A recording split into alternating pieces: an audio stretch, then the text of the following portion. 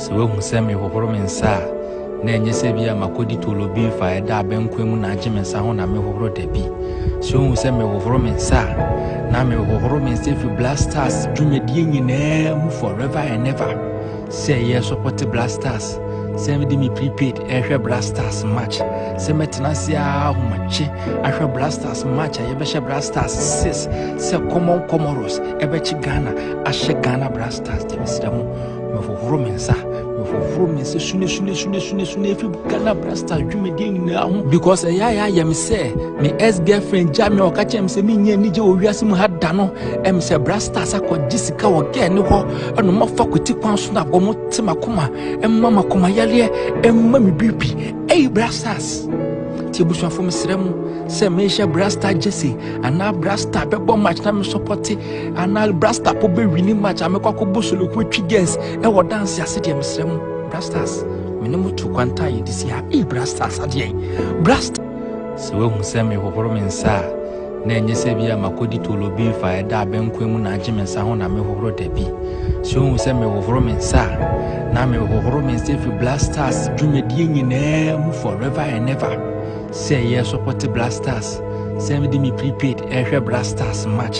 Say me tenasia humache ahwe blasters match ayebehye blasters 6. Say common comoros ebechi Ghana ahye Ghana blasters de misdamu me hohoro me nsa. Sune fi Ghana blasters dwumedie nyina ho because ya me say me ex girlfriend jam o ka chem say me nya nije o wiase mu hada no em say blasters akọ jisika wo ge ne ho eno ma fakulty kwan so na gomo timakoma em mama koma yale em mami bibi blasters ti busua fo me srem say me she blaster jesse ana blaster be bom match na me support ana blaster po be winning match amekwa ko bosolo ko twi gens e wo dance ase de me srem blasters minimum to kwanta yi this year blasters ade blasters ade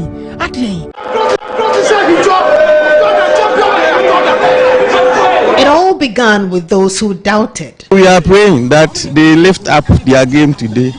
If they win, we will all be happy. But if they lose, well. And then there were those who believed. Changes now coaching here and I sure say and him say with South Korea there, we are hoping everything will be nice. 2-0 won't be bad. The look on the faces of these fans here at the Epos Pub tells how ready they are for Ghana's game against South Korea. Amidst cheers from fans,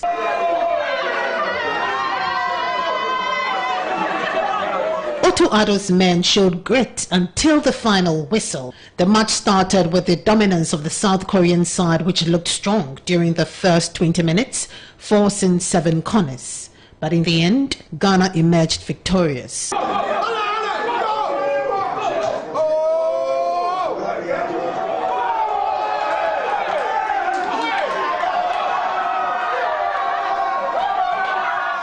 There was wild jubilation after the game.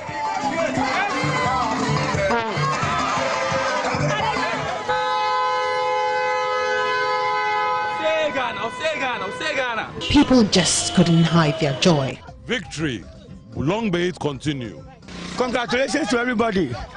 Today the players play very well. They play up to expectation, but the coach should be careful. Kudus and Dede should always be maintained. Jordan, why are you bad? Negane.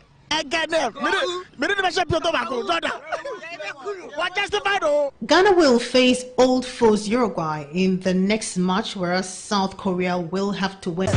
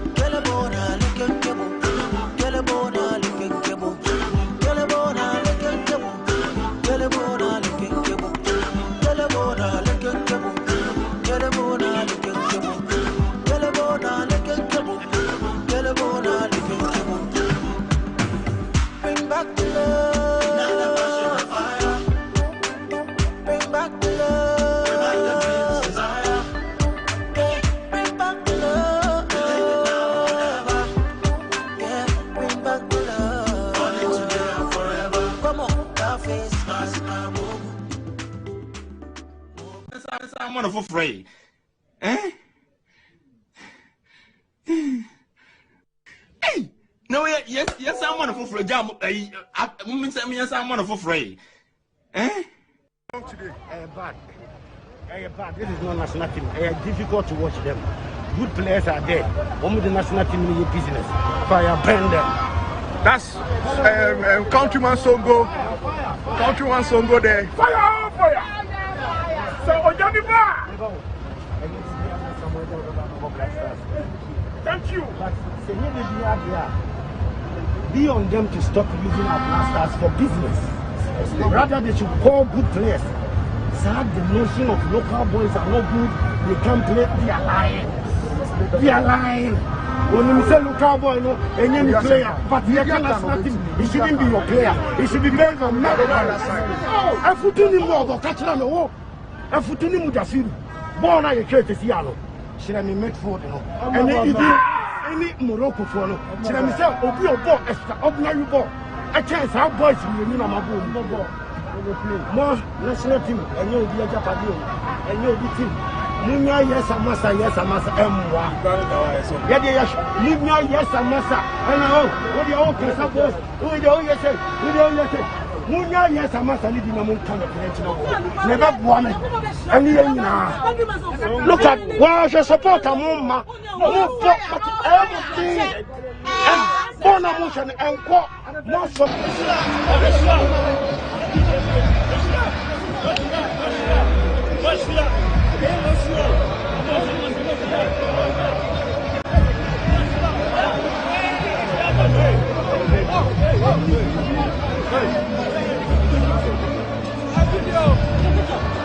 Congratulations, guys.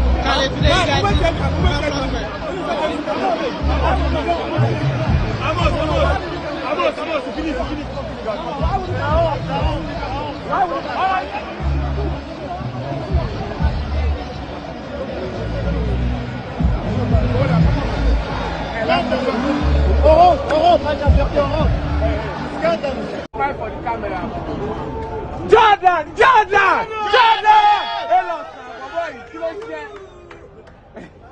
With the hell on the front.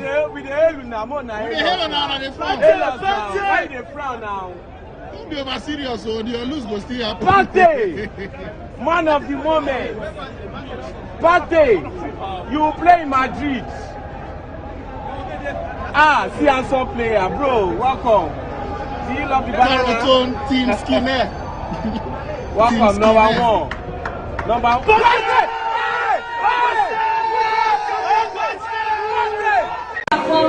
Actually, this is the life I live for here. Since I see my eyes and the catch of my feet one night to go stressful. You can come to my step. Get us man against the head. Never tell them to really am a one. Silence to a bed, rest in peace to this time I am. Namima, the rest year was still over you, and I'm telling my story. So, who died all the Sabbath and I'll do so many bad things. Because I really lose my way. And yes, saying that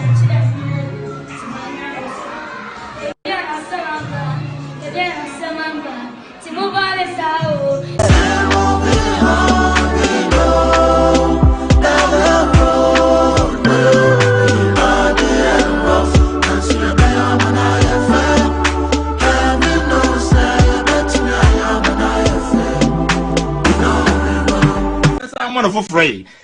Eh? Hey! No, yes, I'm one for free. Jam, I'm one for free. Eh?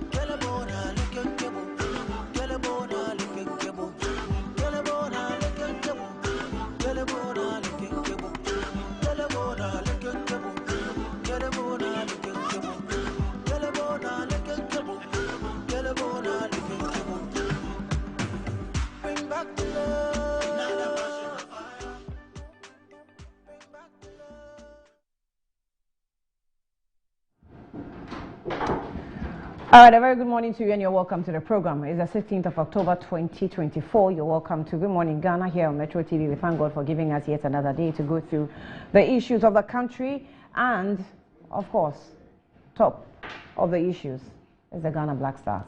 I don't know if we should mourn them, we should celebrate them, we should sack them, we should dissolve them, we should ignore them, we should interfere with GFA so that FIFA will ban us. What exactly do you think we should do? I mean, opinions and options are a lot varied. A lot of people are sharing their opinions on air. To be honest, I couldn't watch the match yesterday. But you know, to stand by my word, I always say that I never for once give up on the Black Stars. No matter what, I never give up on them. Sometimes it's difficult to watch them. And yesterday was one of those days. I couldn't. I didn't watch TV and I was like, oh, let me, try to cope with radio commentary. Hey God, there's something I can't say on air. I just couldn't. I had to tune off the radio as well, and then be asking, what's the score like? What's the score? So it is what it is. Whatever I'm wearing, you are at liberty to make use of it the way you want to, especially the color of it. Welcome to the program once again. We'll go to the headlines of the day, and it says the Daily Graphic: Majority Leader seeks Supreme Court intervention over removal of 4 MPs. President bids Savannah region by, pays tribute to chiefs people. 53 days to election. EC begins ballot printing tomorrow. ADB recovers over 500 million Ghana cedis debt in 9 months. Ghana grows Agro-Fusion Festival. Akwaba Fine Food CEO, 2 others crowned young innovators. Ghanaian Times: Let 2024 election be peaceful. Yana appeals to Ghanaians. NDC unveils strategy to create 1.7 million jobs. 2024 elections: EC releases revised provisional register after correcting discrepancies, removing anomalies. JHS records 9 cholera cases in Greater Accra. Daily Guide: Independent MP case, Afenyo marking 6 injunction. IPAC exposes NDC again. Fatal East Legon crash. Police arrests Bishop and wife. First Lady unveils renovated council building. Government showcases Central Region projects. PIAC holds workshop on oil production. New Crusading Guide: Final voters register to be ready early November. EC Ghana's credit rating soars again as Fitch upgrades to CCC+. UTAC silent majority gives leadership 18 October ultimatum to call off strike. Low margin sales by OMC's cause of dealers' inability to recover costs. CEMSC. Claudia Kwarteng Lumo energizes Oforikrom MPP with logistical support. And the top right corner says that Bishop Sally Formako wife arrested over fatal East Legon accident. Herald. The Herald. Financial waste concerns engulf Parliament. Deputy Trade Minister's coup at Ikuapem North Municipality blocked. Highlights of NDC and the MPP manifesto on environment. NHIS covers 4 major health disorders from November. Baumia digitizes patients' health records across Ghana. Baumia digitizes patients' health records across Ghana. Launches today. The Daily Statesman. Majority leadership goes to Supreme Court over status of Formina MP. Others. Fitch upgrades Ghana's credit ratings. UTAC faction demands end to next indefinite strike. Fishing industry gets over 22,500 inputs. The Ghanaian publisher Afenyo Markin seeks Supreme Court injunction in independent MP's case. Over 22,500 inputs distributed to fishermen by MPP, Fisheries Minister. Silent majority to UTAC neck calls of strike in 3 days. Or ADP recovers over 500 million NPLs in 9 months. The Accra Times. Good food news.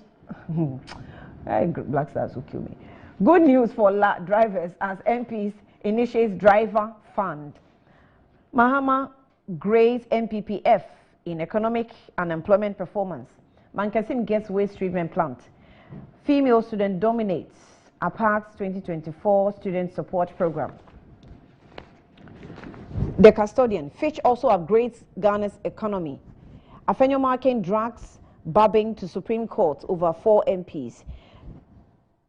UTAC Group gives leadership October 18 to call off strike. Central Region showcase massive government project. Baumia, it's best to succeed me, Akufo-Addo. Daily Post. John Mahama, Charles Baumia with 53.1% in new polls. Global Info Analytics. That's the telephone polls conducted by the Global Info Analytics. NPP appointees are behind Galamsey. Pollution of rivers, says small-scale miners. Atoforsen blows alarm over plans by government to influence some 800K voters with alleged 3K cedis drought relief hands out. Business and Financial Times says United States, Germany launch $40 million initiative to strengthen stability in the north. CAG urges MOFA to reconsider food security measures.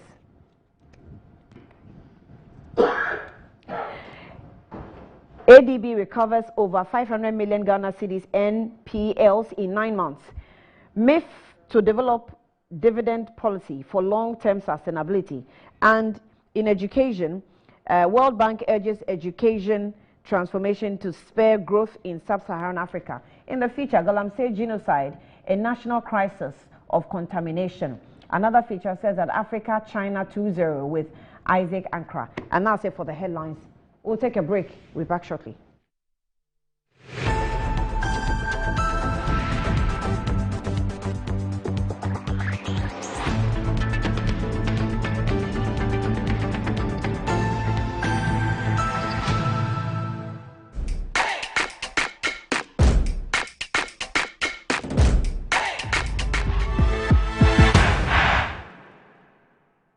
Hey guys, so I got this app. It's called Ayoba. It's a chat app that helps me with beauty tips and cooking tips. A super app that feeds me music and the latest sports content. I even use it for my studies. And the good news is, I don't need to use my data bundle because I'm on MTN. Chale, the app just did be. Ayoba, the all-in-one app that lets you chat, call, read, play, pay, and listen. Use Ayoba at no data cost on MTN. Download Ayoba now. Over 5 million children have benefited from free SHS. Protect free SHS. Vote Dr. Baumia #1 on the ballot. Anti-cavity, gum protection, brighter teeth, and fresh breath. I'm afraid Missy Wayne. The patch of Bantama. Mattress.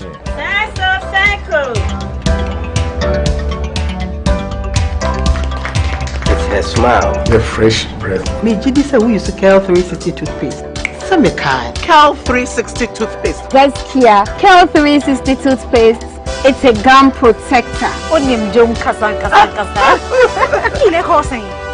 360 did the work. It's cool mint. Gives me fresh breath and your confidence booster.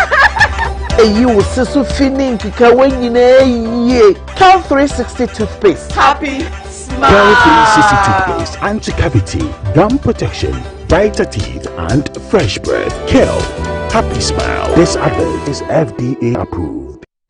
The 8th edition of the prestigious Ghana Energy Awards is here. It is happening live on Friday, 25th October at the Labadi Beach Hotel in Accra. Time 6:30 p.m. prompt. Theme: the role of local content in building Ghana's energy sector. Special guest of honor: Osabari Makwesi Atta II, the Oman Hene Ogwa traditional area. For tickets and sponsorship, call 030-3940-300. Industry partners: media partners, Metro TV, Graphic News Plus. Validation by Forbes Mazars Ghana. Ghana Energy Awards. 8 years of redefining excellence.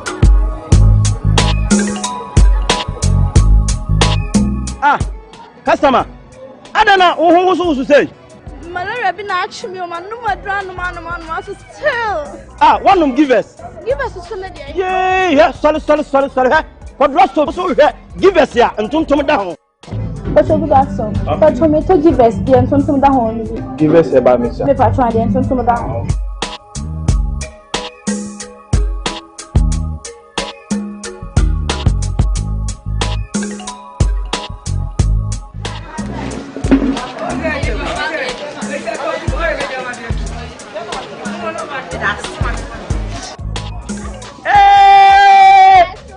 Customer.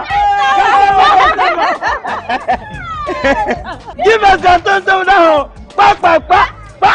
Onuya kayo oba wa fa furo nom de o ma no bonu fo nom akwada wa ni fie dumie no ono nso nom.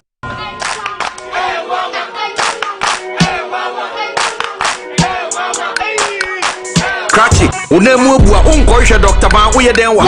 Oh, me say ya fa no ko ma mi buru a. Ayi ma mi do buru. O ni ase le be ko. Bra, mo mi fa ni ko Dr. Ban ho. Dr. Ban no ya de. Bra, se ba ni no mpemu adwuma sasabro sro Dr. Ban o ye. Sorry ni kemi kwa na meka. O no mpemu nim di ono na ye expect nya zanfo no. O akra eni kumasi no mpemu expect yen kan kire o.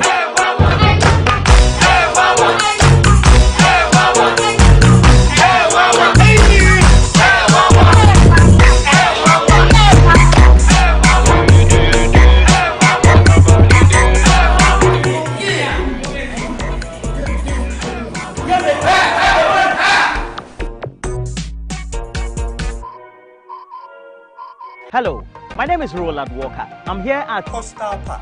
It's one of the many courts belonging to estate masters, and they are into service plots, property management, and luxury homes. And just in case you want to make that decision to invest into a landed property, estate masters is the right choice to make. If it is from an indenture, a site plan, you want it also barcoded, all is available.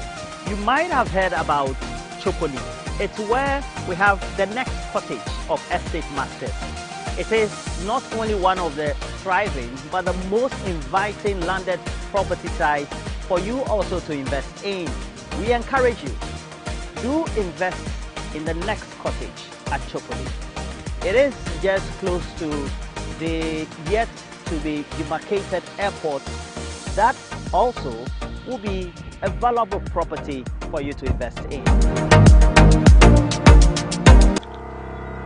Apomode wonsem yemfen yagro enunti nese wonom edebapa nko Exodus moringa capsules ene Exodus dandelion capsules efi Exodus ebusuanum na ebeboa wapomode na mu bia wo benya no betimi aboa nanso se wonye to no a wo betimi andom abo na ebeboa papa se wonom Exodus moringa capsules ne Exodus dandelion capsules eboa mamoja di efusani yie na fe ebusi wo immune system no na kwatia yarewa hodo minim yie se nipa dodo na nim dia moringa etimi ye na dandelion so ye nim enunti menkasa bedru enye ma pemfo ana abatan a oma enifo ana abofra onya emfidumi Exodus ehua dance die dos.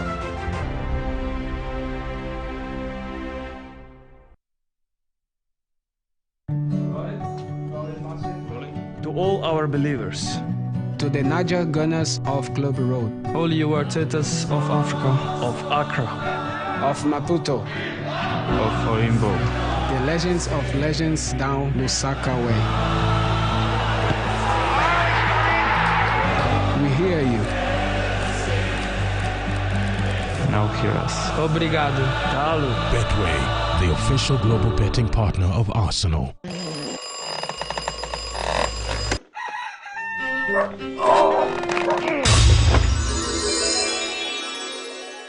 Who are you? Who are you? Charlie, I'll be you from the future. Who doesn't sleep on that slice of bread you call mattress anymore? Don't some slippers then follow me. It is part of the mattress we did from there. Yeah? That be the mattress where the dead for me. Wait, what are you doing?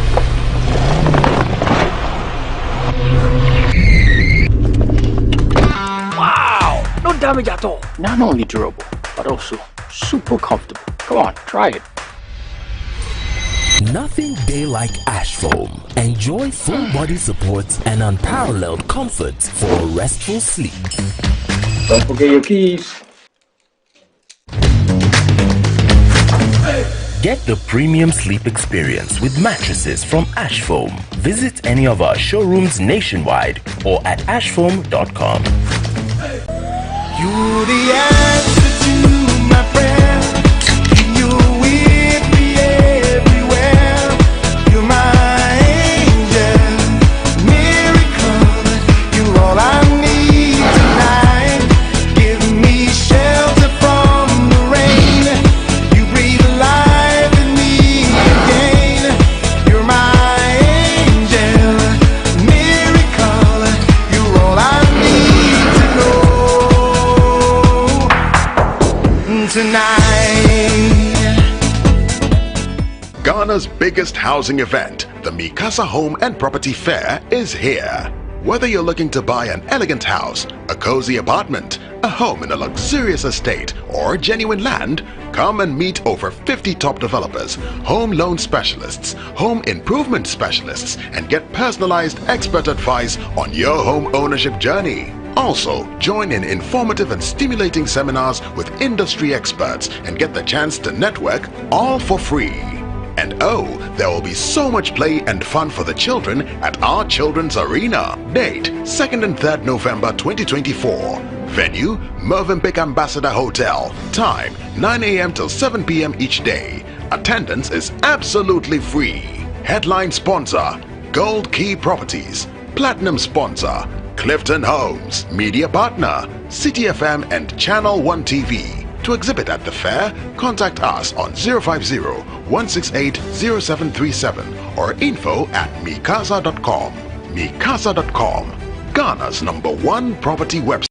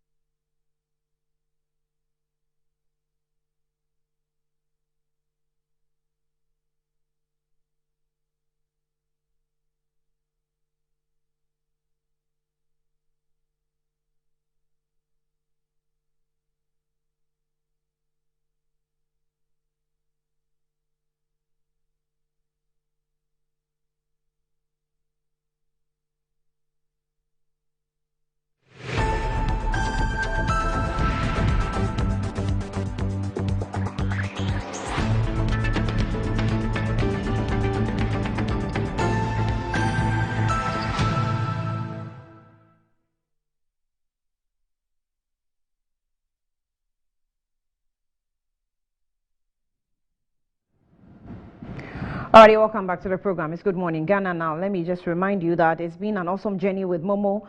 MTN says that 15 years of ease, safety, and convenience. We've been with you. This is definitely worth celebrating, and that's why the MTN, that's a Momo, is rewarding you with some amazing prices, cash prices, just to say thank you. And send your Momo to an MTN Momo user or make payments to the MTN Momo merchants at no cost whatsoever, only on MTN. So go and download the Momo, that's My Momo, on App Store or Play Store, and enjoy this. Just Momo it everywhere you go. Terms and conditions definitely applies. Kel 360 toothpaste says that if you're desperate for getting a toothpaste for your whole family, it's Kel 360. That's why it's 360. It's for the whole family. It's approved by the Food and Drugs Authority. It provides your family with an all-round dental protection throughout the day with freshness. And Kel 360 toothpaste is good for kids, children, and adults as well. So let your family be proud. And as you start out by constantly using Kel 360 toothpaste, is a product from Samara Company Limited, producers of Sasso. And it's also available in all malls, markets, and provision shops. Call them on 0246 864798. Kel 360 toothpaste, happy smile. Now, in the studio with me this morning is the Minister for Tourism, Arts and Culture, and Member of Parliament for 2nd D, Andrew Kofi Ejapa Mesa Esquire. Good morning. Morning, Nanny.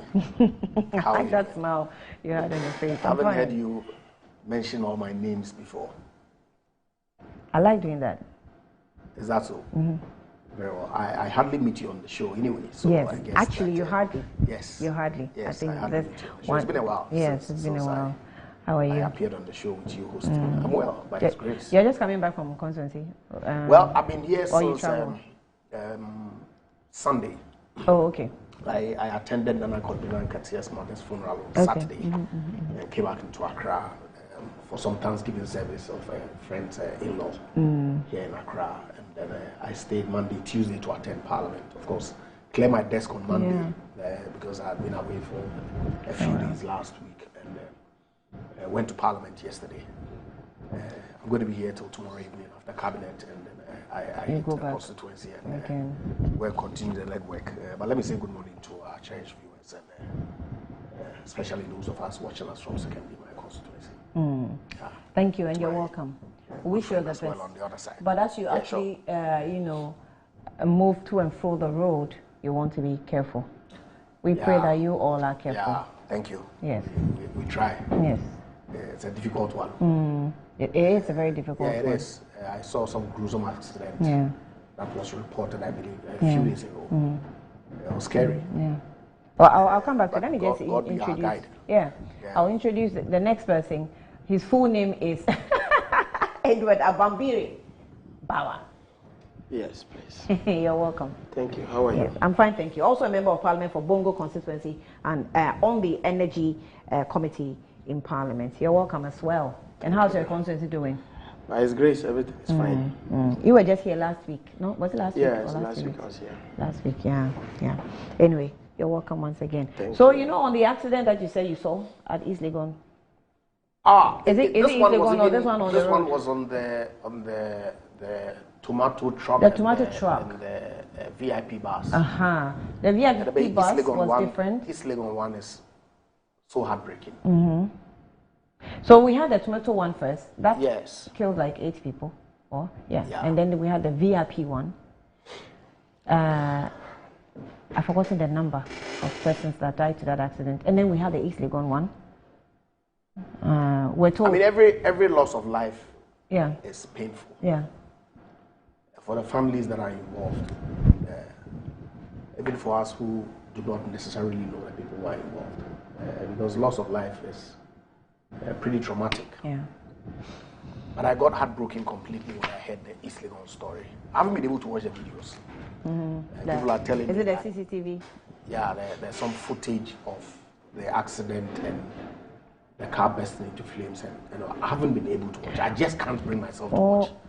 Well, the CCTV one, I'm sure you can watch. It's not that gruesome. Really? I mean, the blast was far from the camera, So it's not so. I mean, the sheer thought of it.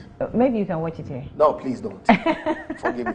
I am very sensitive. Please don't play it. to matters like this. And my heart really bleeds for the family. 2 young girls going to visit their grandmother. She taking them to church on their way back. Meets their untimely death. Yeah. Because of some 16-year-old whose parents have allowed him to drive completely against the law. And what was even more shocking was the video that is trending on social media and the comments that the pastor was making relative to police officers in America. In Japan, I saw that video yesterday. I mean, I was shocked. It's baffling. I was. I mean, you know, I was trying. In fact, people were calling me spiritual. I was trying my best to read it in the context of spirituality, because I didn't want to accept that maybe in his human sense. I do not know him. Yeah. The pastor involved. Personally. No, I don't. I've never met him before. I've never really paid attention to his sermon. His sermon as well. I mean, I'm an Anglican to the core. Of course, I listen to Reverend Table and a few others every now and then. But I mean, and to think that sometime after that sermon that he was preaching, where he cites example about the U.S. police and Ghana police, and your son is involved in an accident such as this. Not even that. The fact that he says he drives without a registered, a non-registered car, I mean, can drive without a license. Yeah. So, and your son, and nobody, 16-year-old son, but it tells you, you see, the level of impunity in our country, and it's not political. There's a cut across. We MPs do it. People in government do it. Public service officers do it. Pastors do it. It's as if our law enforcement agencies really are not up to the task. So I'm excited about the new regulations that is coming in the road traffic space, where technology is being deployed to check road traffic offenses and to sanction, fine, without the human intervention. Because it will help. It will go a long way in ensuring that some sanity is restored on our roads. I really, really, really feel the pain that the family is going through. I can only commiserate with them and to wish them that they have strength to endure the pain that is associated with the loss of your kids who have gone to visit their grandmother. I have young kids who, you know, when my wife's mother was alive, my mother-in-law, every time we go and leave them in Tema, you know, we come back to Accra to pick them up. Later on in the evening, we'll go pick them up. And to think that that eventuality could even, you know, visit you is scary. I guess that the police have to do what is needful. But the police should just know that we have so much interest in this matter. Yeah, of course. There's so much interest in it. So the police actually released a statement. It said that police updates on fatal East Legon accident. Parents of suspects driver arrested. The Ghana Police Service has today, 15th of October, arrested suspects Bishop Elisha Salifu Amwako and Moha Amwako, parents of the suspect driver involved in the fatal accident that claimed 2 lives at East Legon on Saturday, 12th of October 2024. The investigations have so far established that on the 12th of October 2024, suspect driver Era Salifu Amwako, age 16, driving a Jaguar SUV vehicle with registration number GN 780-120 with one other occupant, rammed into 4X4. You know, there's an account on social media, and the police should really check some of these details. These days, eyewitnesses are everywhere, and they easily put information out. Sometimes you want to hold brief for the police because it's an official mouthpiece. But sometimes too, the eyewitnesses, they are there and they see what has happened. Just this morning, I saw Kofi TV interview a young man who gave an account and said in that SUV, there were 4 people. 4 guys, I'm sure it was the guy and his friends. And all of them got down. Not 2. Not 2. So this was an eye, and if you listen to the accounts, the young man, I think we have the video, the young man was giving, it was detailed. He said there were 4. They were actually arguing in the car when it sped by them, and then it crashed into the black car. And they also saw that there was a wire, like an what do you call that? The pole, the electric poles. One of the wires got torn because of the crash, and it landed at the fuel side of the victim's car, and that is what caught the fire. The account was so vivid that I think the police should invite people like this to assist them, give them information, not necessarily to do anything, but to assist them, give them information. But of course, I mean, he was not the cause of the accident, so yes, nobody of course, can hold definitely. him culpable. Yeah, you know, that, like you said, it will help. It will help, yeah, because in the police account, the police is saying there were 2 in that SUV, but that young man says there were 4. You know, and then the victim's vehicle had 3 people. You know, so well, that's just about it. The suspect driver. But then again, I'm not sure to what extent that the occupants of the vehicle necessarily would have maybe in terms of the investigation, but well, but if you are giving accounts, give accurate accounts. Yeah, I understand. Yeah. That is the driver, right? Unless of course you can establish some connection between the driver and the passengers and being the cause of the accident. It's the driver of the vehicle that would typically be held, accountable for his actions. Clear negligence, if it's established. I think that on both the criminal front and the civil front, there's some liability that lies with the perpetrators, and the family and the police ought to take it up. Well, so the police would like to assure the public of a thorough investigation into the accident to bring closure to the affected family, as well as continue to remember them in our prayers in these difficult times. The police was late in releasing the statement on this accident, but so far we're keeping track with you and going through with you with all the updates. Talking about, you want to say something about it? Or I wanted to go to Buur. I'm talking about accidents. Yeah, but just maybe let me extend my sympathies to the family. I actually, so I was just looking at my WhatsApp. You know, the kids are students of CIA. And that's the school my child just left to another school. So the former CIA? That's Cornerstone International. Okay. So, in East Legon. Okay. So, I'm still on the platform anyway. So it so happened that it was there I read it about where the kids and the 12-year-olds. And all the kids who were in the car there were all students of the same school. Now, the first reaction that came into my mind was the fact that, look, under what circumstance would you allow your 16-year-old to take your car? In fact, the laws do not even make that.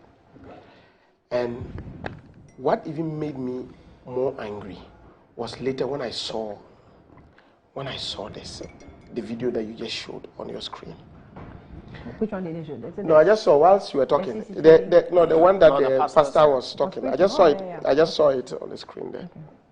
You see, I think that this incident should be used as an example for all parents. Case study. You see, there's a very good reason why the law will say that a 16-year-old should not drive. Your sense of judgment is not up there. Very low. Your assessment of risk is so low. And so when you have these factors, you cannot on your own take certain decisions. And so it is incumbent on parents to say that, look, I cannot allow my child to do this. It is fine to keep your child in discipline within the confines of your house. But to the extent that it affects another family, look, I cannot begin to imagine the devastation that these parents are going through. Then you have your kids, you think that they're just going out for them, and the next moment, the story you are hearing is that you may not even be able to identify them. That is terrible. And I think that, look, I was saying this, and somebody was just saying that, I said you had been to her. I said, look, beyond just the criminal aspect, if I were to be the parents, after the criminal aspect, I will exact serious civil suit on you for your negligence in allowing your child to cause this pain to me, my family. And it is something that, look, it's not about the individual who is involved. Any person who finds himself in that situation should be done. But again, the arrogance of, you see, sometimes we've all been saying that religious bodies and other things are supposed to be the moral conscience of our society. And so I'm expecting that for somebody who is supposed to be leading a flock, that the first thing you will have to be doing is telling people how to abide by the law. But when you indicate and you state, and I just hope and pray that, because he has not come out to issue a statement to say that he's not the one. So granted that, so I'm just giving the benefit of the doubt. But assuming that it is true that he said what he said, you see, to the extent that you say that Yachimia, the mayor, there's a mefre IGP, that is that arrogant that there's a set of laws for other people and another for yet another group of people. And this should serve as a lesson that, look, nobody's above the law. Look, you know, recently in the US, the 14-year-old who took the gun and went and shot former school, killed a teacher and a student. The parents, both parents... In the UK? No, it's not in the UK. This was in the US. Both parents have been arrested and they have been tried for criminal negligence. I said on this platform that a friend of mine who was in Ghana, his son used his car in the US. They had the court had to call him to come back to face the court for the guy driving the car and crashing the car. See, yes, he's in Ghana. You have the responsibility towards your kids. And so, look, I just hope, and again, good, the last point that you made, you see, the police service also left so much vacuum. Look, this incident happened over the weekend. As at Monday, we had not gotten an official statement from the police. At least you can even give us a provisional, statement as to what you have gathered so far. You don't allow, you see, anytime they say nature abhors a vacuum, the moment you leave out that, people fill in those gaps, particularly in this era of social media and other things. It's something we should look at. And last but not least, you see, and I'm happy Andy insisted that you shouldn't show it on the television. You see, our people are beginning to, we've come to a point where when somebody is suffering or somebody is in danger, people prefer to take videos rather than going to help. These days, it has become so fashionable that you want to be the first to let the public know that this is what is happening. Look, I remember when we were growing up, and I can still say this, when my big brother died through an accident, everybody in our neighborhood knew that he had died, but we didn't know. He had gotten an accident and he had died. And everybody in the neighborhood knew, but we didn't know. Because the various families were not thinking of how to break the news to my parents. This is how family, society hold each other and protect each other. But these days, people will just immediately they just take it, and sometimes to the extent that, you know, these fire service people who were doing the thing live on social media, state institution, videoing this live on social media. That's so irresponsible.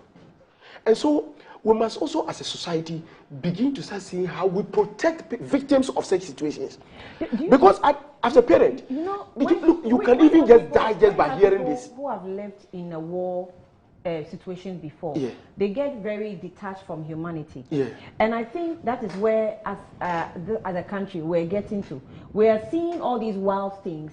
It's imprinting on our minds, and we are getting used to it. So we don't even see anything wrong with it anymore. So where is the human feeling that we have? That suddenly, Andy's problem, by virtue of the fact that it is Andy, is not me. It means that Andy, are you getting the point I'm trying to make? We must begin to have that feeling. I saw a German video where there was an accident scene, and someone took out the phone to try to record. The police arrested the person for trying to record the accident. Yeah, you see, sometimes it wasn't even the victim, but just the car that was crashed, and they were trying to record. They arrested him. So I wonder where the memory space on their phone really is. Oh, they'll do it after that. They'll delete it. You see, I want to express my sympathies to the families of the victims and those who are also still. I'm told one person is still in the hospital also. I wish the person is speedy recovery. Yeah. But you guys are in Parliament. Maybe we start looking into these areas where we can, devise some means of controlling information spread. It's not just about fake news, but what we have to do is now begin to control even what people post and stuff on social. We don't control anything. We are doing what we like. And I agree with you. You see, we must not also come to the extent that almost everything from how you drink your water to everything has to be regulated. You see, there are certain like North Korea, we have to. You see, it mustn't be that because there are certain times. For example, assuming that I am just at this Metro TV here, and then maybe I'm being attacked, and they may want to show to the public that look, this is what is happening, so that they need help. You see, sometimes it's a question of exercising common sense and sense of judgment, and these things, it is how you are brought up. It is the society, you see, and we just need to go back. Trust me, look, it is not just how you are brought up. The society, it plays a key role, doesn't it? It does, but you see, we how do I put it? We need to. There are some things when it starts, you don't allow it to fester. It's like Galamsey. Oh, they are just gathering and selling, Before you know, they are moving from one point to the other. Don't introduce stuff that is under discussion. That is physical in nature, that is of economic interest into what. Yeah, I can understand how people's morals really enable them go into water bodies and mine. Right? I have a big issue with that. I can understand to that extent if you want to introduce, purely in that context, then really I wouldn't go there. But I guess that, sheer humanity is lacking in a lot of things that we encounter on social media especially.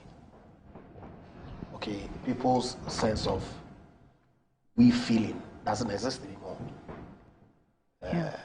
And that's where I think that we need to re-examine as a people. And I know the world is moving at a very fast pace.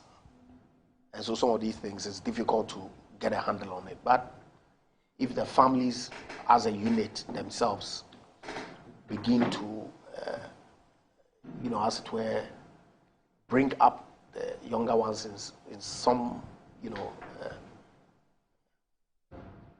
inculcating them this sense of human feeling, humanity, we'll begin the process of getting there. Does it lie only with the families? Of course, maybe it starts from there. Schools, from there.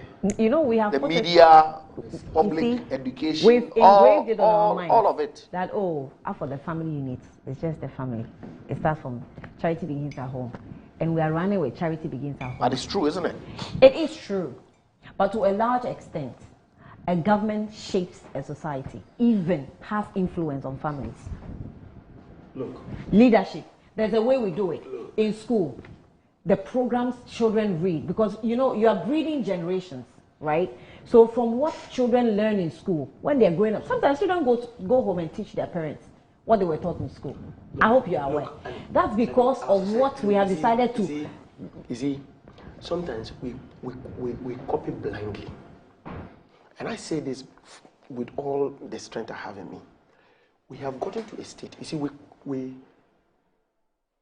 I'm a son of a teacher. I remember those days. Anytime I went to school and I committed an offense, and I was caned. My mother's colleagues who were in the school in which I was will hint my mother that this is what I did in school.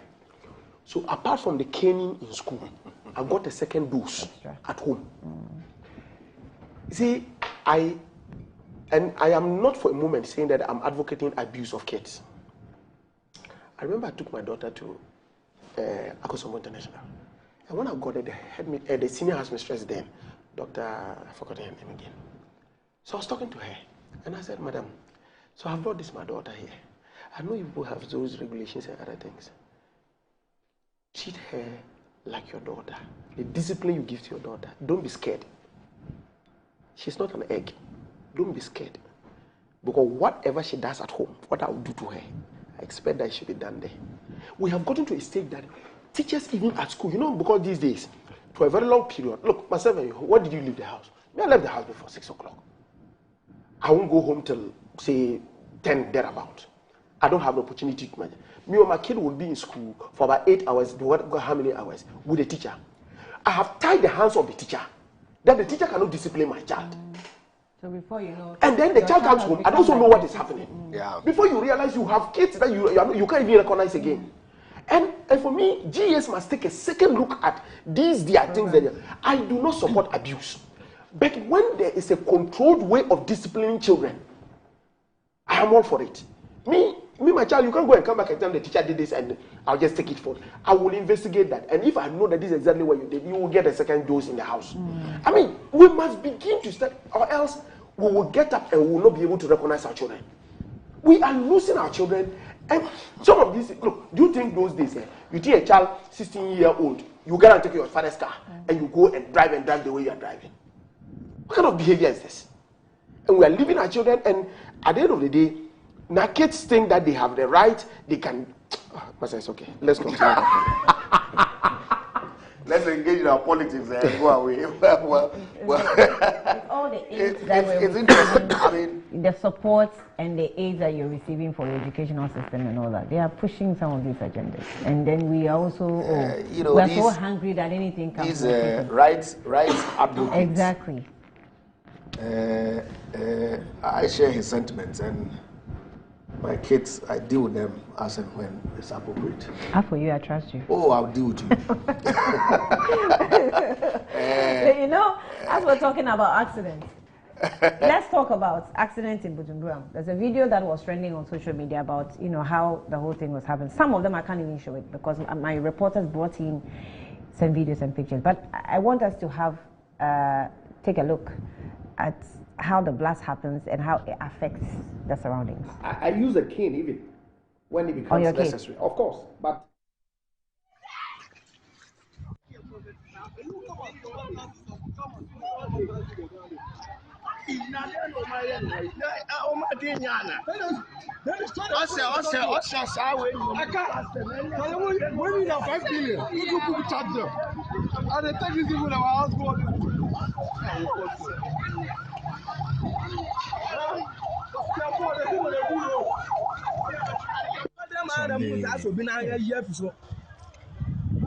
City store, I nearly died, bro. Charlie.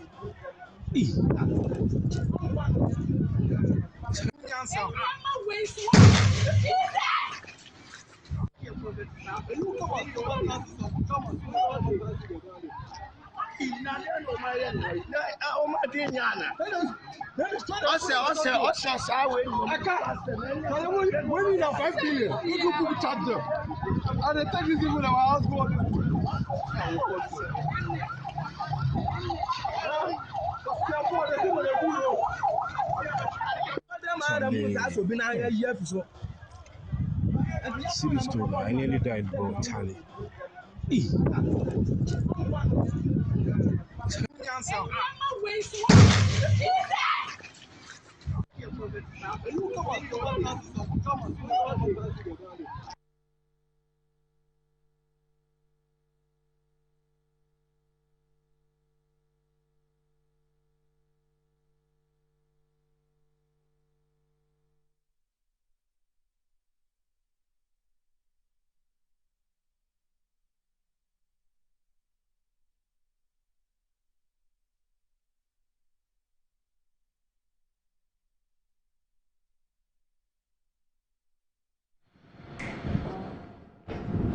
Right. So that's just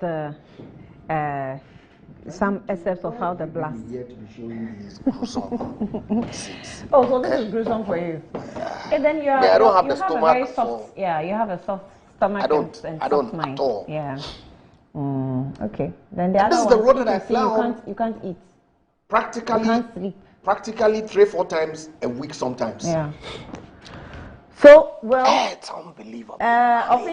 Officially, the number that we have as persons who lost their lives are 3, according to the blast. From where we find ourselves, unfortunately, we force ourselves to look at some of the videos and pictures that our reporters serve us, and sometimes we cannot even put it out as traditional news platforms. Social media can do what they like, but we cannot just put it out. It was gruesome.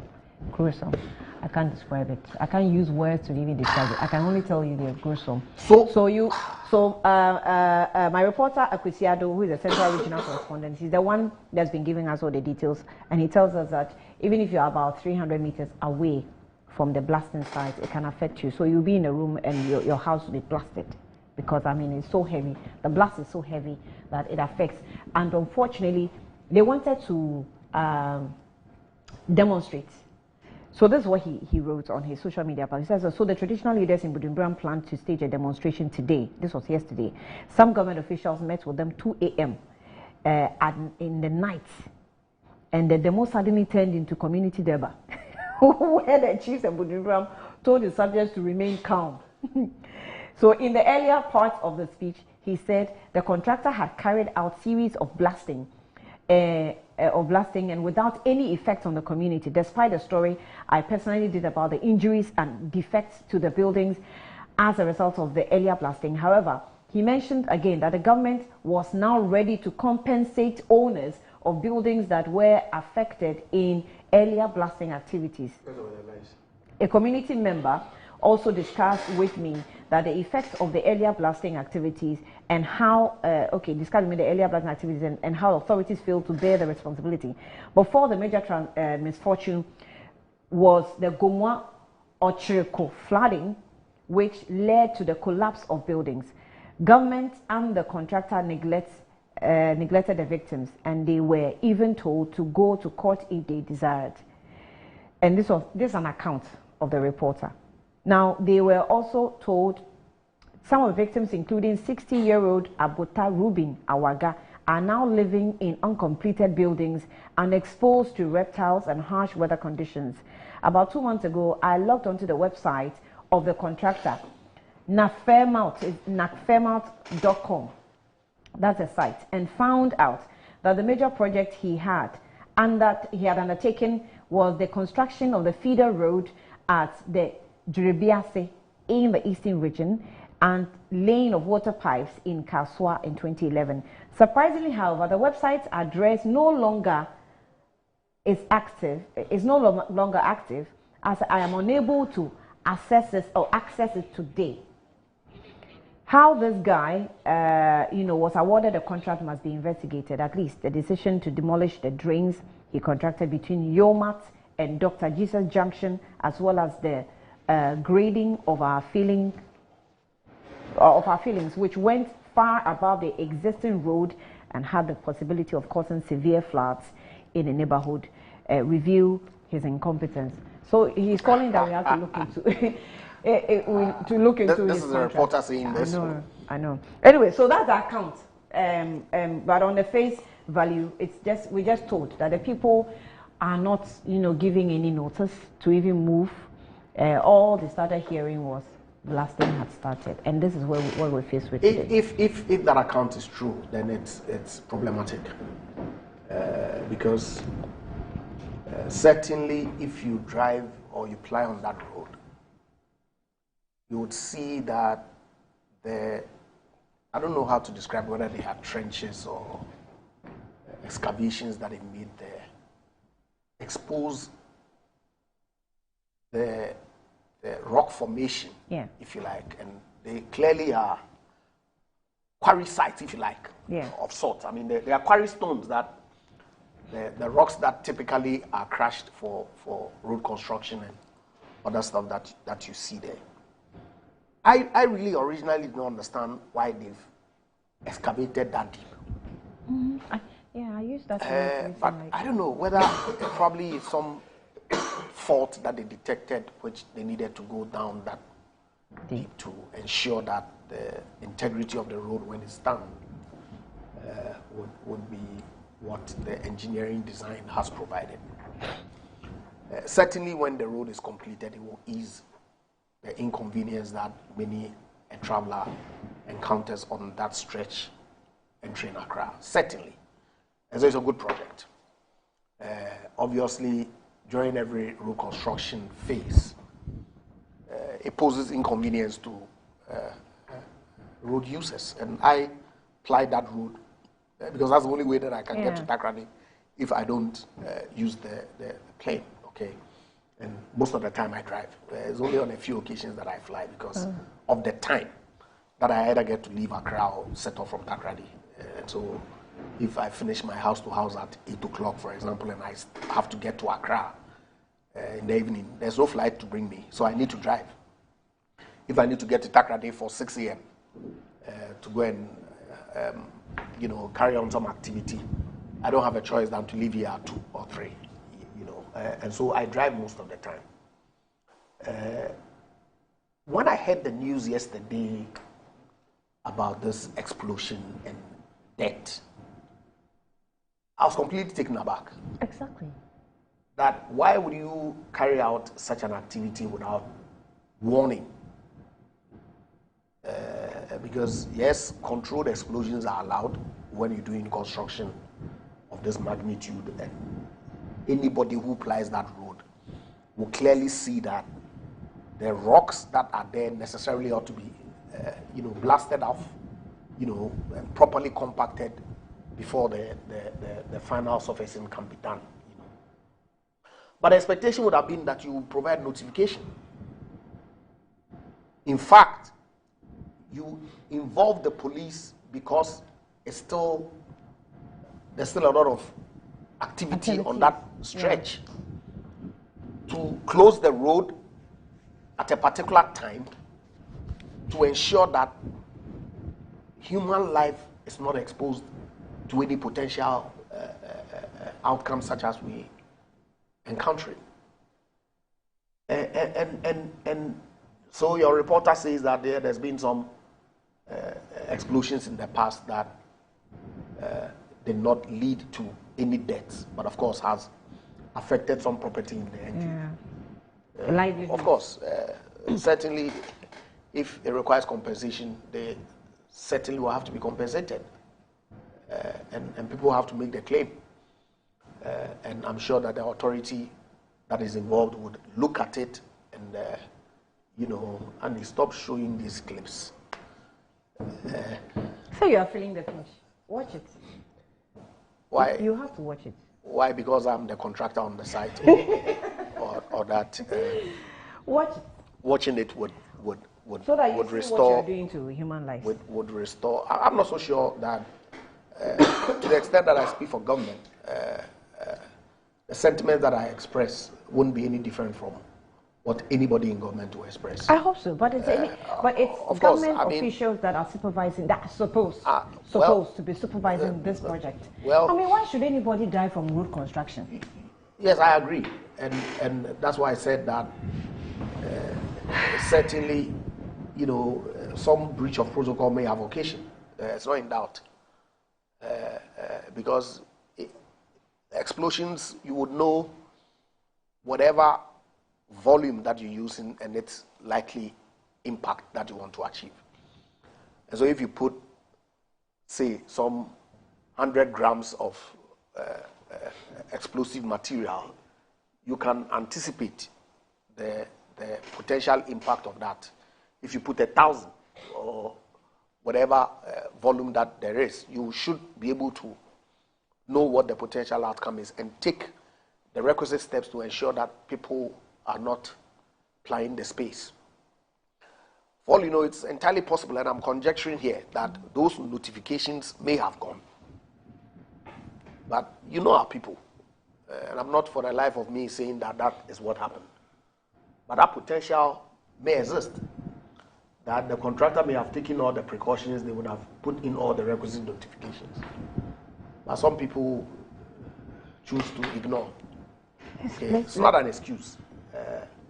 But that's why it ought to be investigated, so that if the contractor who is working on the site, if the consultant who are supervising, okay, were negligent in any way, they certainly ought to be held to account. I'm not in the business of providing defenses where the issues are very clear and they are indefensible. As far as I'm concerned, when you are given a task, you are supposed to carry out that task in a manner that is not you. But the way you're showing it, how do you expect me not to see it? You don't have to see it. Don't look. Adi. Don't look. That's why I said don't look. You are looking. You need to exercise due caution to ensure that it's done in a manner that is not creative. We're not being fair to Ghanaians. It's just not fair. You see, it's not fair. The twist you put into it is what I have a problem with. When I was reading the headlines of the newspapers I'm coming. I expected that some of the papers will even capture this. None of the papers. You see, it is not for nothing that there are rules and laws and or remedies for negligent action. It is not for nothing. It's a clear recognition that people may act in a manner that requires them to be held liable. And of course, so to put a twist to it that you are not being fair to Ghanaians, I don't think you are being fair to our viewers. For doing what? For making that kind of comment. That you're not being fair to Ghanaians. So who is not being fair to Ghanaians? Okay, somebody has clearly acted subject to investigation, of course, but loss of lives have occasioned. Okay? And so those people, if they are culpable, nobody is going to say that let them go scot-free. Because if you do so, then you are not being fair to Ghanaians and the families that have been affected. Yeah, but the fact that an accident has occasioned, how does that amount to not being fair to Ghanaians? This is obviously an avoidable accident. So that's why you have to investigate. But because it is avoidable, that's why the people who caused it ought to be held accountable. Okay. How is that not being fair to Ghanaians? Okay. So how does that even come up? How does that even come up? If it's avoidable. So let's be fair. If it's avoidable. I'm saying that, but that's why. And we didn't avoid it. You are not being fair to That's why it's an accident. That's why people ought to pay. Because if it was obvious that it was likely to happen without any associated related matters, then issue of culpability or liability does not arise. Okay. So please, don't put twists. Oh, me, I'm not going to change my mind. Well, that you have to. I'm not. You have to. I'm because not. The question of not being fair to Ghanaians, that's why not you're so right. worked up on this. No, but what he was saying was not about, it was just about, the fairness was just that whoever was involved in this was not, these persons were not But fair that's why to they have to Ghanaians. be held liable. Okay. It is not under any circumstance going to restore their lives. And I empathize with the families of the people who have lost their lives. But the people who caused this ought to be made to pay. So make them pay. So yesterday was when this happened. When? Yesterday. We had a report yesterday. No, the accident happened 3 days ago. 3 days ago. And so you made them pay in 2 days. So the videos came. And you made them pay in 2 days. Japa, it was just minutes ago that we criticized the police for waiting for more than 24 hours and more before issuing a statement on this accident that occurred at Legon. Hold on. That was hours after people had called out the police on social media before they released statements. I saw. Are we doing the same thing? I saw. Here? Wait, I saw a police statement on the Sunday. Right? I saw a police statement on the Sunday. Which police? Maybe not in this manner. Yes, of course. Not this one. Not in this manner, but they put out a statement to indicate that the people have been arrested. The young man has been arrested.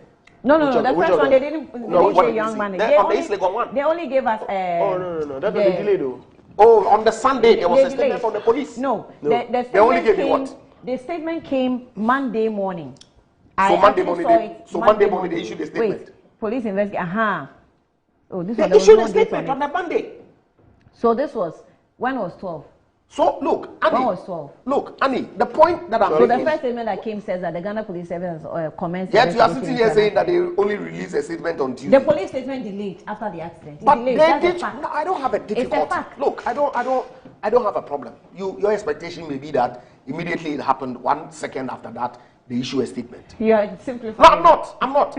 Or that in an hour they should issue a statement, or that in 6 hours or in 5 hours. The point is this, that they have responded. And their response is to inform the public that these are the actions that they've taken since then. Okay? I'm saying that, yes, it's right that they do that. But should it end there?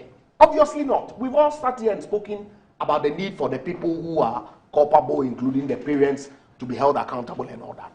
Relative to this Kaswa explosion or Bujumbura explosion, you made the point that it's being unfair to Ghanaians.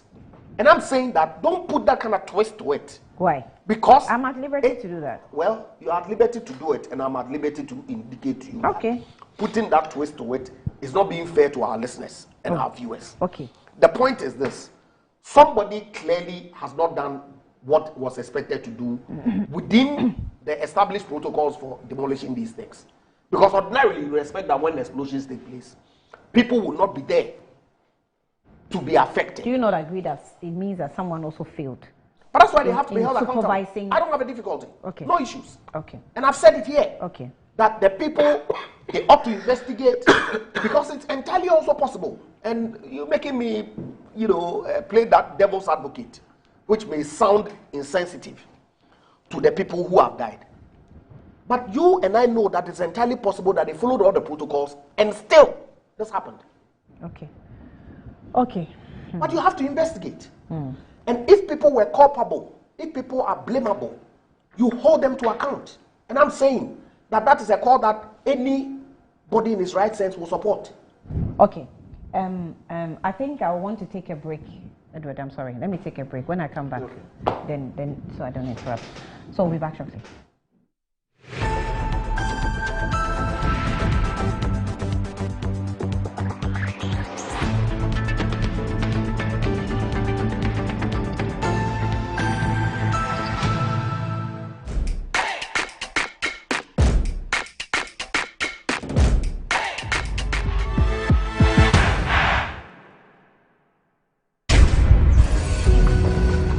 Do you know someone who's making a difference in your community? Someone whose selfless actions and dedication to helping others deserves recognition? Then it's time to celebrate these incredible individuals on MTN Heroes of Change. It's time to nominate those selfless individuals to win 100,000 Ghana cedis and other cash prizes and be crowned MTN Hero of Change. You can also nominate a blogger or someone in the digital space and any of the media houses to win our new category of Digital Hero and Media Hero of Change. Just fill an online nomination form at mtn.com.gh or send a WhatsApp with a 1-minute video of your nominee's project on 055-141-1122. Deadline for nominations is 18th October 2024, so don't waste time. Nominate your hero now. MTN Heroes of Change. Be the change you wish to see. Experience the enhanced protection of Star Motor Third Party Extra from Star Assurance, an enhanced motor third party insurance policy that provides cover for loss or damage to your vehicle's windscreens, side mirrors, back glass, and other glass components. Whether it's a crack or major damage, you can drive with the assurance that your vehicle is well protected. Our commitment to you includes affordable coverage options and a claims process that is both fast and straightforward, so you spend less time dealing with paperwork and more time on the road. Also, we have proudly partnered with Hope for Little Lives, an organization dedicated to supporting children in need. By choosing Star Motor Third Party Extra, you're protecting your vehicle and making a positive impact. Every policy you buy helps bring joy and support to children in underserved communities. Reach out to us now on our toll-free numbers 0800-177-177 or 0302-245-906 to sign up. Let us help you drive with peace of mind and purpose. Star Motor Third Party Extra. Drive with confidence, give back with heart. Star Assurance. your solid partner. Over 5 million children have benefited from free SHS. Protect free SHS. Vote Dr. Baumia #1 on the ballot. To all our believers, To the Niger Gunners of Global Road, all you Artetas of Africa, of Accra, of Maputo, of Oimbo, the legends of legends down Lusaka way. We hear you. now hear us. Obrigado. Talo. Betway, the official global betting partner of Arsenal. Using Coa Mixture, Coa Plus Mixture, and Coa MT Mixture, brought to you by Coa Research and Manufacturing Limited Company, proudly made in Ghana, formulated to support your general well-being. For those seeking immune system support, there is Coa Plus Mixture. Support your body's defenses and stay strong. When it comes to combating malaria, Coa MT Mixture will aid your treatments. For effective relief from malaria symptoms, try Coa MT Mixture. Coa Mixture, Coa Plus Mixture, and Coa MT Mixture are not recommended for pregnant women, lactating mothers, and children under 12 years. Always take a malaria test before using Coa MT Mixture. Choose Coa Mixture, Coa Plus Mixture, and Coa MT Mixture for your health needs. Available now at pharmacies nationwide. For bulk purchases, contact 0244 726611 or 0591 565 778. This advert is Anti-cavity, gum protection, brighter teeth, and fresh breath. I'm a fat missy way. The patch of bantama. Mattress. That's a cycle. Her smile, the fresh breath. Me Gidi say we use Cal 360 toothpaste.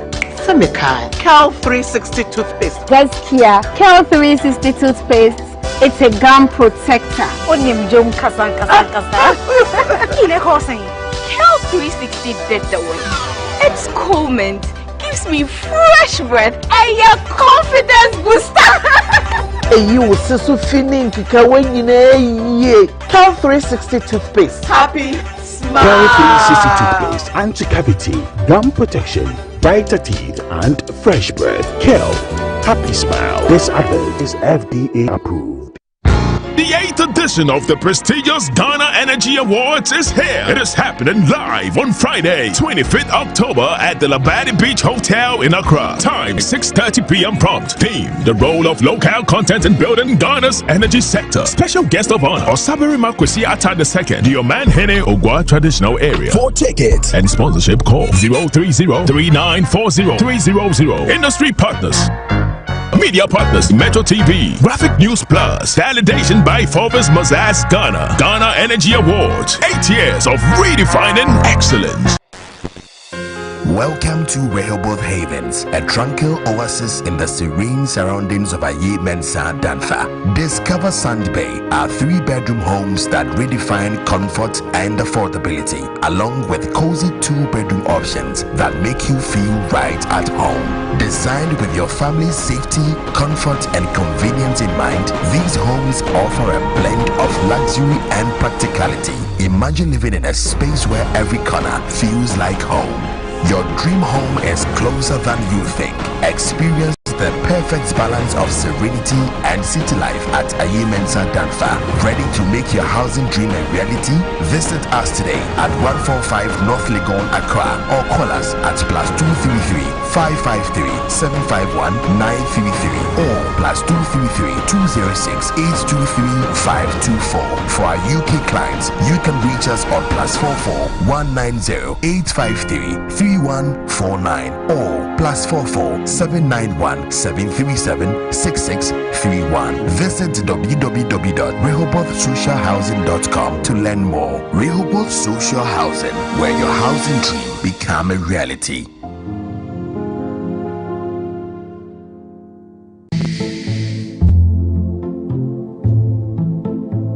While you're done for the day, someone is planning to start theirs. At every given second in the dead of night, an uninvited guest could turn all your hard work into a nightmare. But Now with Response 1's Biz Guide monitored alarm, help is already on the way. Our state-of-the-art video verification means the moment your security is breached, we are watching, verifying the threat instantly. Our dedicated response team acts swiftly, ensuring that threats to your livelihood are stopped in their tracks. And with our rent-to-own plan, this unparalleled security is yours with an affordable monthly payment. Protect your business now. Pay as you earn. Join the hundreds of shop owners who trust Response 1 to protect their businesses. Don't wait for the worst to happen. Act now. Call Response 1 today or visit our website. Your business deserves the best defense. Auntie Esi, nada na wonu wata amoba me wa monima ye busasa. Auntie Ama, e pa che o me be nya school mu kwan. E ya university. Na sika na 2005. Anya de amenya. Ti mayi me ntoma sama de bro na pepi bi kakra.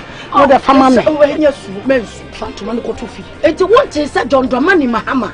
Ene NDC for say, se nyame ya adom na Ghana for to abama na. Wo ba Aba University bia, Technical University, College of Education, Nursing Training, woman nyina academic fees for first year. Eye free, no stress. Adama ujidi. Adadwen, another matter den there. Auntie Esi. She, ebiem. Was say, enka nebo siana na obo wo ma omo to school so no. Se na obo ne ba ko a, se wo so obesi ho. E dia ma oma omo to aso no. Ane enyanyame Sir John Mahama. Ye chame so mu kra ne se. Ye nuanu ma omo di dem asabe graduate omo ko school to no. Wase wo mu nyina wo ba. Eye free. Ane Siama. Yay. Enka me ko nanka na ye 7 December. Nanka ya to aba na my papa Mahama. Amana be ya president. Hwe wasit ne moto aba pa. E de sakra ya papa beba wa brabo mu. To aba ma John Mahama ne NDC.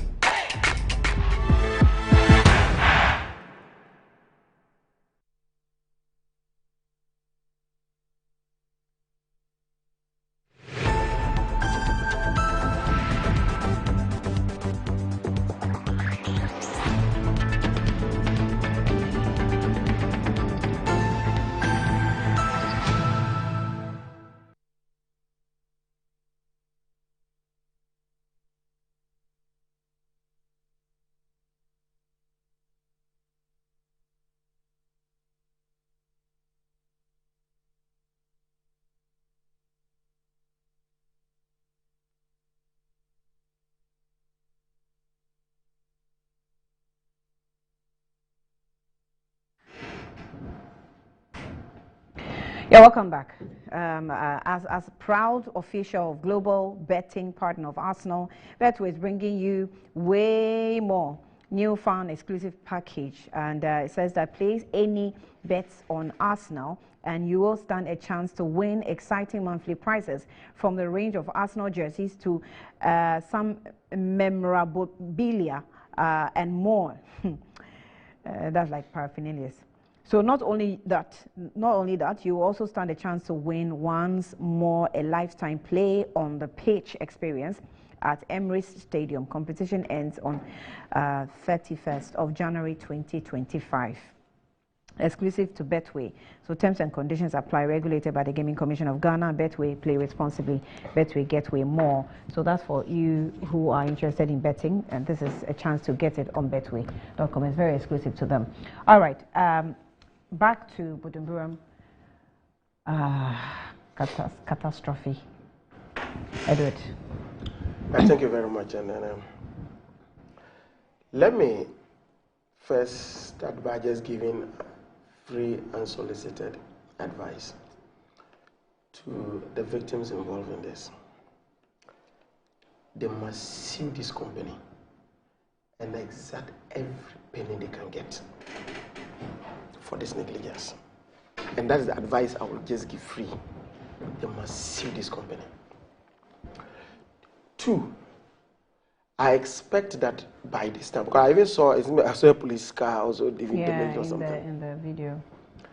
I expect by this time that Attorney General should be interested in this and to be asking the police for the details of this incident, to see where criminal liabilities lie and to make an attempt to start prosecuting people who are involved in this.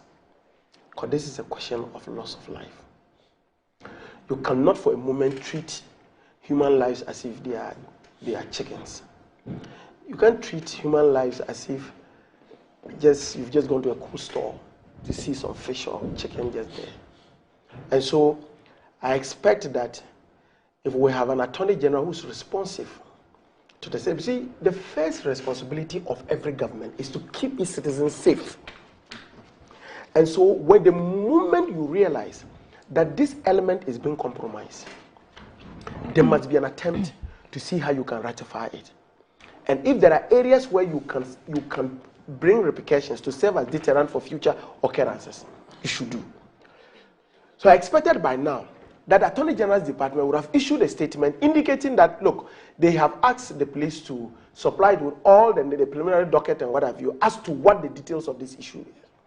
Because human lives have been lost.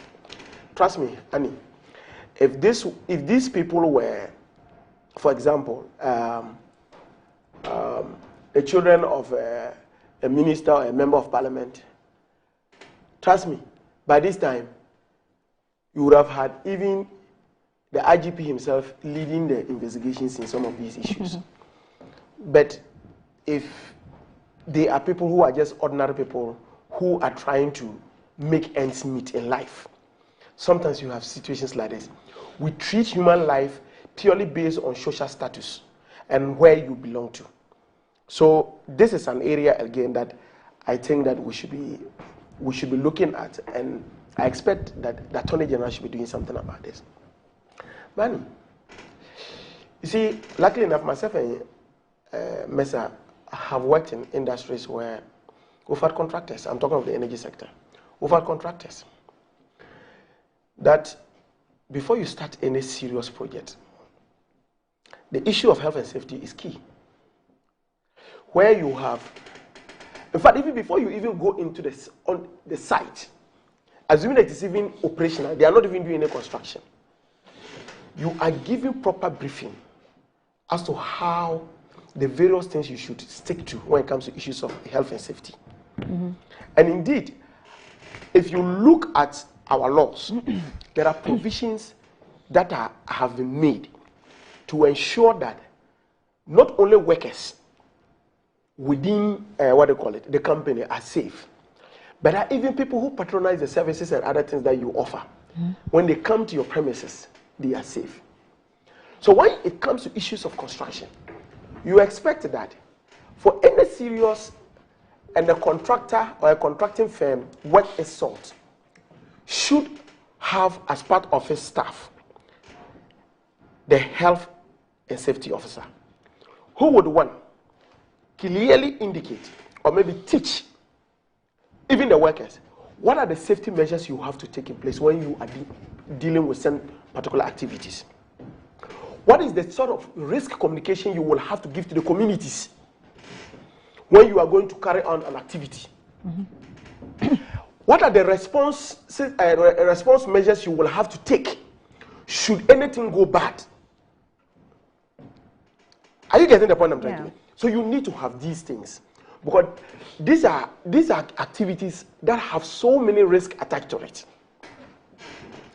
And so even in evaluating for the type of contractors you will use for various activities, you will want to see what is the pedigree of that company. What is the type of job the contractor is supposed to do? And so you do not just generally, because you are talking about blasting. And Annie, you remember that when we went off air, I was asking you a very simple question. I said, what time did this activity occur? And from your correspondent, this was something that happened in the afternoon. At a time when people will be going about their business. At a time where you will realize that people will have to go out and get their daily bread. That is when a company decides that we are going to blast around 2 in the afternoon, in daylight. Irrespective of whether they had communicated to, you see, if you have a company that is worth its salt, they would have known the magnitude, because the type of explosives you are using will clearly tell you the effect of it and how it will react. Because you have experts in this. This is not the only explosions that people do in this country, but it is always controlled. So to have a situation like this points to a few things. And I can understand where my brother was getting so a bit agitated, because what you said was not, I mean, the fact that people were not being fair. They were not fair to Ghanaians. They were not fair to Ghanaians because Ghanaians have lost their lives. Ghanaians have lost their lives. If your activity has resulted in me losing my life, are you fair to me? So I was struggling to figure out, maybe maybe I missed it, but I was struggling to understand why the tag unfairness was a bit, he was averse to it. And that was the part I was a bit worried about. Because, look, Andy, we need to, as a country, begin to start looking at the type of people who will engage in activities that we do. Yes, the construction of the road, fantastic. And I'm telling you, if you have a very good road, not only would it even ease your way of movement and other things, but even for your safety. We have gotten to realize that a number of accidents that happen on the road, mostly if you check with the drivers, beyond just the sleeping and other things, is because they want to avoid a pothole. Sometimes in an attempt to avoid a pothole, before you see you stray into another car. Some of these head-on collisions that we are just because somebody either wants to avoid a pothole or is trying to overtake or what have you. So when you have a situation where roads are maintained or are constructed, it is a good thing.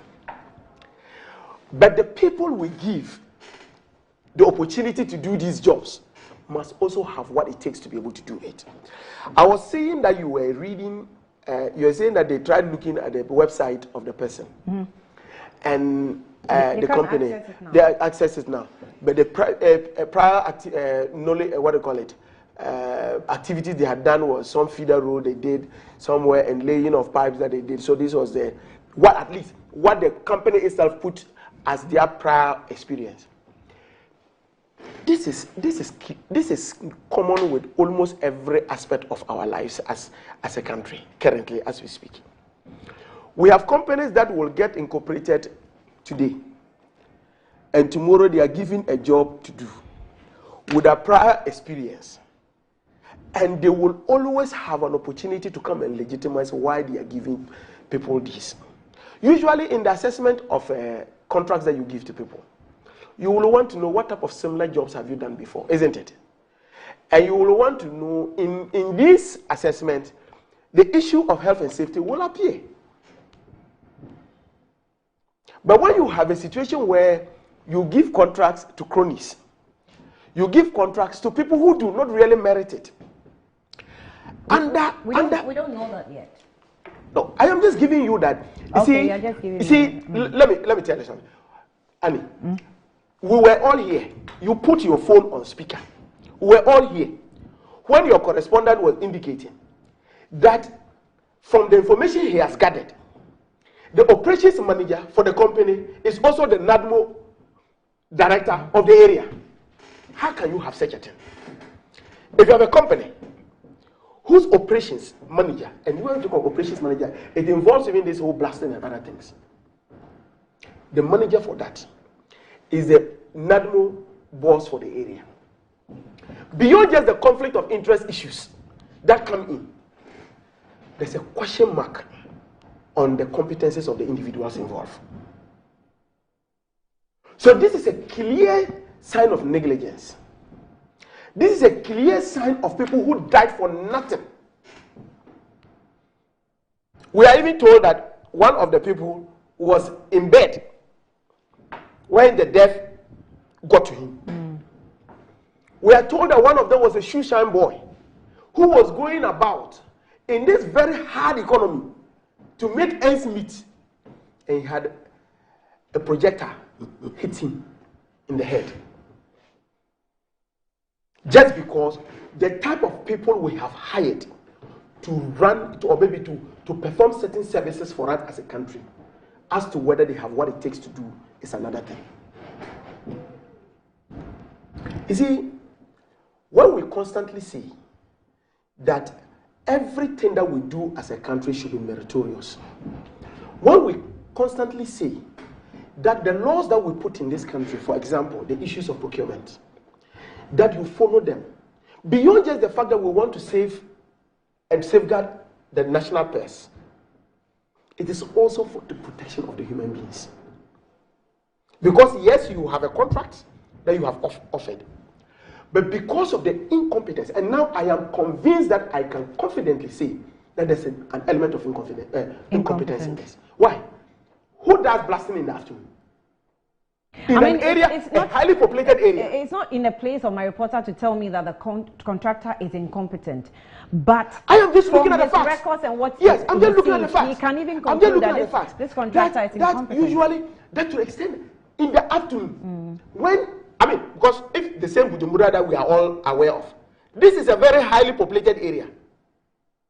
This is a highly populated area. Then you decide to blast rocks in the afternoon. Who advised you? Your operations manager, who doubles as the NADMO director of the same area. And as you speak today, we have not gotten any serious comment coming from the Attorney General's department being interested in this case. The civil case, the civil aspect of it, that's what I was just saying, that generally, of course, what's the name? The family should take that up. But the state has a responsibility towards these people. The state has a serious responsibility towards these people. By this time, the contractor and whoever is involved should have been in the police station answering questions. You have a contractor who decides. And I'm told that the blasting has been going on continuously over a period of time. But you will know, and I think Andy captured that very well. What is the amount of explosives you are using? Because usually these things are things that you can easily calculate. They calculate them. Experts will calculate and know that if I'm putting these amounts of explosives in, this is the effect. This is the potential effect. This is how it can go. If there are going to be even projectiles that will be emitted as a result of that, are there safeguards to block these ones? What is the nearest human life closer to it? They make all these assessments before they trigger this explosion. They don't do it. When they make these assessments, are they supposed to present the assessment maybe to the ministry that's supposed to be supervising the the project? You see, there are so guidelines. You see, there are in the same loop. There are guidelines for there are guidelines for health and safety. She is hell bent on drawing the ministry. You see, there are guidelines for health and safety. You understand? There are guidelines for it. And in these guidelines would definitely tell you exactly what you're supposed to do. But just for I mean, I don't have any technical competencies in what time is ideal for blasting. But I've just gone online to check whether blasting daytime or night, and the indication that I'm getting that this is office of and this is foreign really. Office of Construction, something. It says a standard written pertinent part. Okay, insofar as possible, blasting operations above ground shall be conducted between sunup and sundown. So what it means is that typically you would expect that it be done above ground.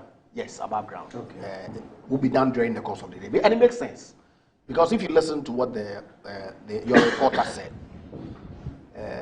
In the past, when they have conducted blasting operations, they put in measures, including putting car ties and also putting some safety nets. And blocking the flying out of the rocks. Yes, you know, you can only carry that exercise out during the day. And even because there's announcing a in risk, the community. Yes, announcing. And that should, in my view, be standard. It's unfortunate. And indeed, it has to be confirmed. And I don't have any cause to doubt your reporter that in this particular instance, no announcements were made or that the time that they indicated the commencement of the announcement, they did not even wait for it to disseminate properly before they carried it out. And in this case, they did not put in those safeguards. That's a clear breach of the protocols. Okay. And I support the call that you make that people should not be let off the hook when they, with their eyes open, lay down procedure that then leads to loss of life.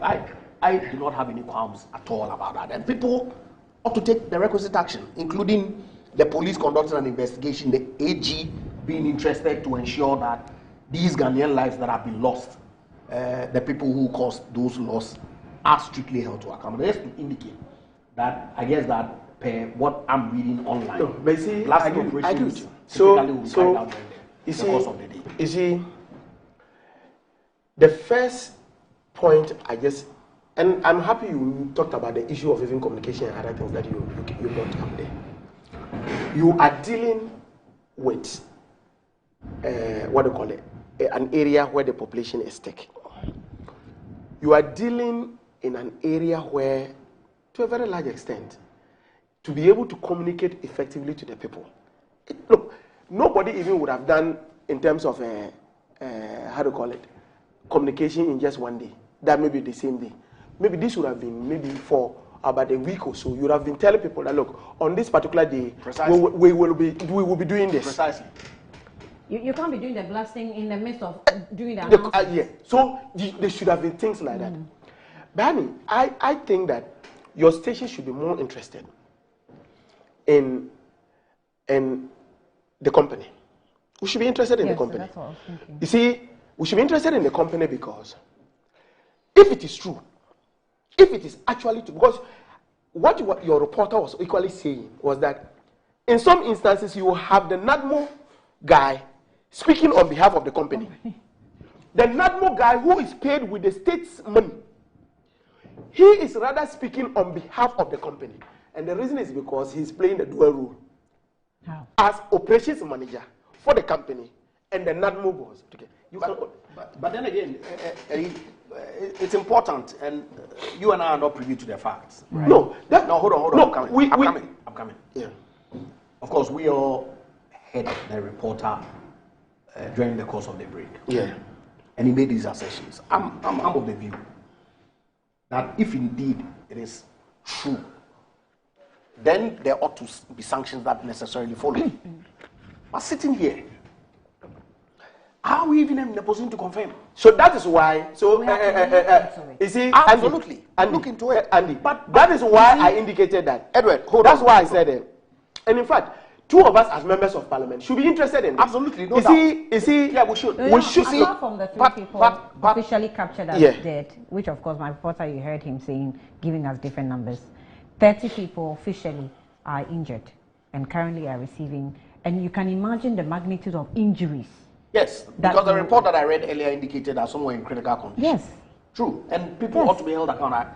But I keep hearing that we should look at the company, What about the company? Investigate who did it? Was it the bar when they did the blast? Wait, I hear you to be speaking, of course, we are at them when it comes to culpability and if the company breached any rule in doing this that has occasioned these loss of lives and injury to people.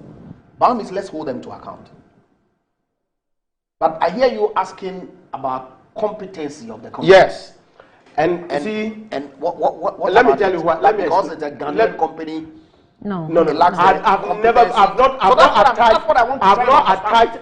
Because I don't get the sense of. But if a company behaves this way, Mesa, you don't think that you should look into the company's activity?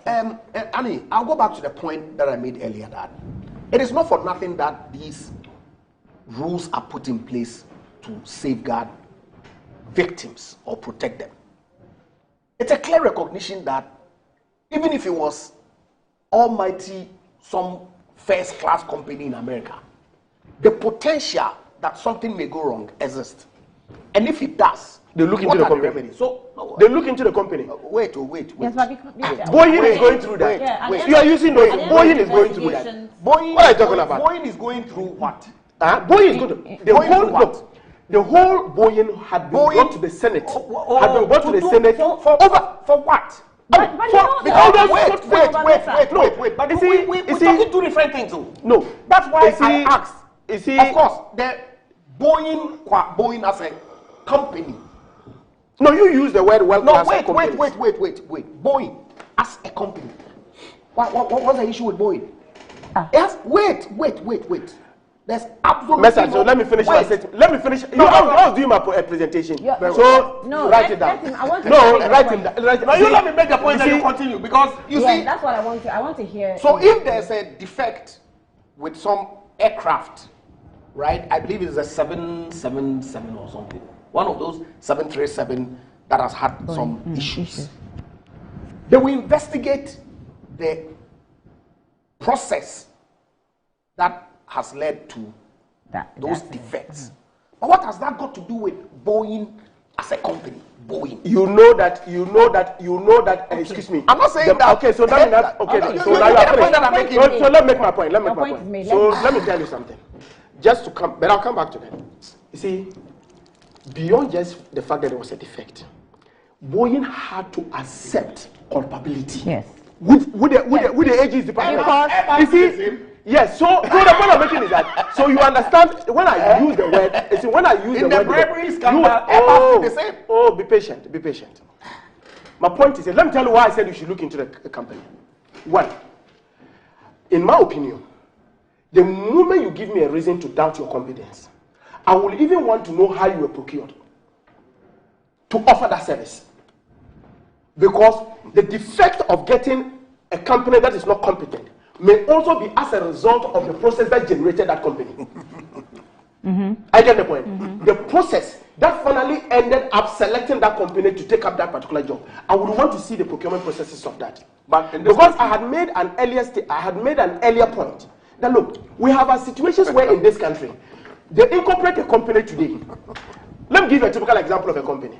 He was part of a company that was incorporated somewhere, God knows when. And they had not done anything. Which one is that? The PDS. It's not true. The PDS. And we're given a contract. I was the one. Listen to me. I was the one who drew it. I went to Attorney General's department. The Register General Department, and got the incorporation of those companies. And in the course of that, I saw a Japan. I showed it to him in Parliament. What? I said, you are involved in it. He said, he was just only just called as a corporate secretary. I was not complaining. I am making the point to you that this is the type of companies you have. Wait. This is the type of companies you incorporate. Wait. You incorporate companies. Let me make my point. No, you make my point. No. Write it. You see, that's why you are here to defend yourself. You see, you are here to defend yourself. You see. Hold on. Incorporated a company, made you a secretary. The next moment they had no experience in the energy sector. The next moment you were part of PDS. And I was there. I told you because I went to. You told me. I told you. We had a discussion. Wait. I went to the and got the point. I gave it to Haruna Idrisu. I gave it to you and gave it to Haruna Idrisu. Haruna Idrisu is the one who drew my attention to the fact that my name was in the due diligence documents that PDS had submitted. But you didn't know your name was there? No, I didn't. You didn't know your name was there? No, not at all. No, not at all. Why? Because PDS as a company, I had nothing to do with it. That's why I'm saying that. Wait. And let the public. Wait. Let me speak. Wait. I had absolutely nothing to do with PDS. I was not a director of PDS. I was not a director, nor secretary, nor shareholder of PDS. No.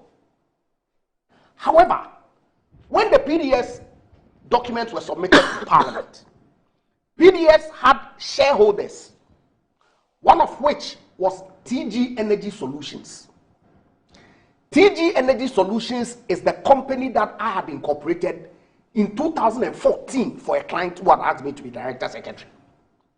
That company was the company that had gone into some arrangement with other companies to set up PDS. So you, and they how will I part do? of the And due- they had no hold on. history. Wait, And they were part of the There are no due history diligence list. in the energy That's sector. the PDS, so so they no know about history. PDS. So no, I'm coming to. So PDS then, all throughout the process from when the tender was opened during your tenure in government, you did all the assessment of all the companies that had formed the consortium. It was an unincorporated JV. That had been. And that included wait. Included your company. Yes, it included your company. It wasn't my company, and it's not my company. I did work for them, for the company. Yes, no doubt. I'm not going to dispute it. So on the what role did you have? Will you please be patient because it's important. What is it? I hear people speak to this matter as if to say Ejapamesa was involved. How did your name get there? Because I incorporated the company. TG Energy Solutions. The TG Energy Solutions. I incorporated it. Somebody engaged me to incorporate it for him. And what was your role in that company? I was secretary director. Yes, so you were secretary director. I don't create an impression. I haven't said that it's not. Don't create an impression and see your service when you just hired. But you were secretary director to the company. But even a company that had no history in energy sector. Suddenly you became part of the consortium. You shortlisted it. Who shortlisted? Your government did. They just shortlisted one. Your government shortlisted. What are you talking about? Your government did. Shortlisted one. All the processes. Were you still the secretary director when it was taking part in the due diligence checks of PDS? So PDS. Wait, no, I wasn't. So how can wait. Don't confuse the issue because this is very clear. What is clear about this? Very clear. No. You remember. What's not clear? Wait. What I'll explain. Remember that companies are separate and distinct from their shareholders. Now that's a matter of fact. It's not a matter of you. Let me explain. You see, the company is this. So PDS and I believe Miracle and some other companies, they went through a certain process from pre-selection to selection, shortlist, all the way to 2016 when government changed. At the time, it was a government. You didn't find anything wrong with TG Energy. Wait. With TG Energy and its consortium partners as being technically qualified to participate in the ECG concession that you have started. Wait, what did you find? See, that is not true. So let me finish. Post PDS. But you are just taking my time now. But you brought this thing in. Yes, so let me finish and you will let me speak to it. Let me finish and you speak to it. I will land. So post the PDS, the Miracle Consortium, having been selected as a preferred bidder, they needed to set up a company that the government of Ghana would contract with. Because all the engagements prior to that, they were unincorporated JV, which meant that if they didn't win, everybody went in separate ways. So they set up PDS. Of which you were a secretary director? No, I wasn't. PDS had its own directors, which did not include the Japamesa. No, I'm talking about your company. Of course, the TG Energy, but I've said it consistently over the years. So it's okay to capture your name there. You were part. So in the documentation of PDS as a company, you needed to know its shareholders. Okay. You needed to know its directors. Okay. So those were the documents that this man pointed to. Harry Drusu was the person who drew my attention that your name is in the document. So I said, what document? Okay. He said, the PDS thing that Abuache Jakwa had brought to Parliament. Okay. And then you showed me the documents too. So are you? That's when. I wasn't. PDS as a company. Are you still working for? No, not at all. I've resigned long ago. When did you resign? resign? In 2021 or 2022. 2022. Because look, I took the after PDS was gone. 2021. I took the position that no crime. Listen, no crime had been occasioned by any of the players in the transaction. Yeah. Okay. Yeah, sure. And of course, we have not finished the investigation. I don't have any difficulty with any investigation. The point that must be made is that to suggest that I was a director secretary of PDS as a limited company, not limited liability. Oh, wait, that's the point you made. Okay. To suggest that I was a director secretary of PDS as a limited liability company. But It's completely false. I didn't say that. Listen, what you said. Okay, now listen to me. Listen to what I'm saying. That's not what he said. He said something. I said, look, I said you were helped part. set up. How did I help set up? You see, through your company. listen to me. I helped them set up their PDS. The company No, not at all. Excuse me. I helped. I look. 2014, I worked for a client to incorporate a company called TG Energy Solutions. Okay. Fact. Okay. You see, no issue at all. Land. I'm never going to deny. So I'll come back to that. You see how he's just so excited. You see, he's just, he knows why. You see, you belong to a company. You belong to a company as secretary director to a company that had no experience. You shortlisted it. Oh, can I make my point? Had no experience in the energy sector, and found its way into a consortium that was supposed to manage our distribution company. The same type of experience. So you look at this, the post that was put on the gentleman's thing. That was going back to look at what is the prior work that this company has done. And I was just using his company where he was involved as an example of people. They set up company today, and the next moment they use them as companies to execute jobs. This is what some of the things we will get, and that's why I'm saying that I would be interested in knowing the processes that led to the selection of this particular company to execute this job. No, I don't have because we have lost lives. You see, we have lost lives. Annie. We have lost lives. So you now understand why. You understand why he was jittery. He was jittery when you were talking about fairness. Fairness is to Ghanaians is that in being fair to Ghanaians, make sure that the processes work so that the product of the process will inure to the benefit of Ghanaians. When you have a situation where the process itself is corrupted, that finally results in a company that will perform its activities, leading to the death of Ghanaians. That is unfairness. That's why he was jittery. He was jittery because he's guilty of that as a person. He's guilty of that as a person. And that is why I am saying that, look, we sympathize with these people. The Attorney General must definitely be very serious about this case. Ensure that wherever there is criminal liability, they should pursue that very clearly. That being said, Metro TV, and for that matter us, also as members of Parliament, should be interested in seeing how, because now there are some issues that have come. Yes, this is just from your reporter's angle, where he talks about the fact that the NACMO person who is supposed to have been the forefront of when this disaster happened, to be dealing with Ghanaians and those who had been affected and other things, was the same gentleman who was speaking for the company when the incident happened. Because according to your report, he doubled as the operations manager for the company and also the head of NADMO that has to do with disaster for the state. Which is why the company must be looked into. Yes, that's why the company must be looked into. Yeah. And so when we say the company must be looked into, you shouldn't be worried about that. You shouldn't be worried. Annie, I'm not worried about anything being looked into. Not at all. I was only trying to understand the context within which you make the company must be looked into.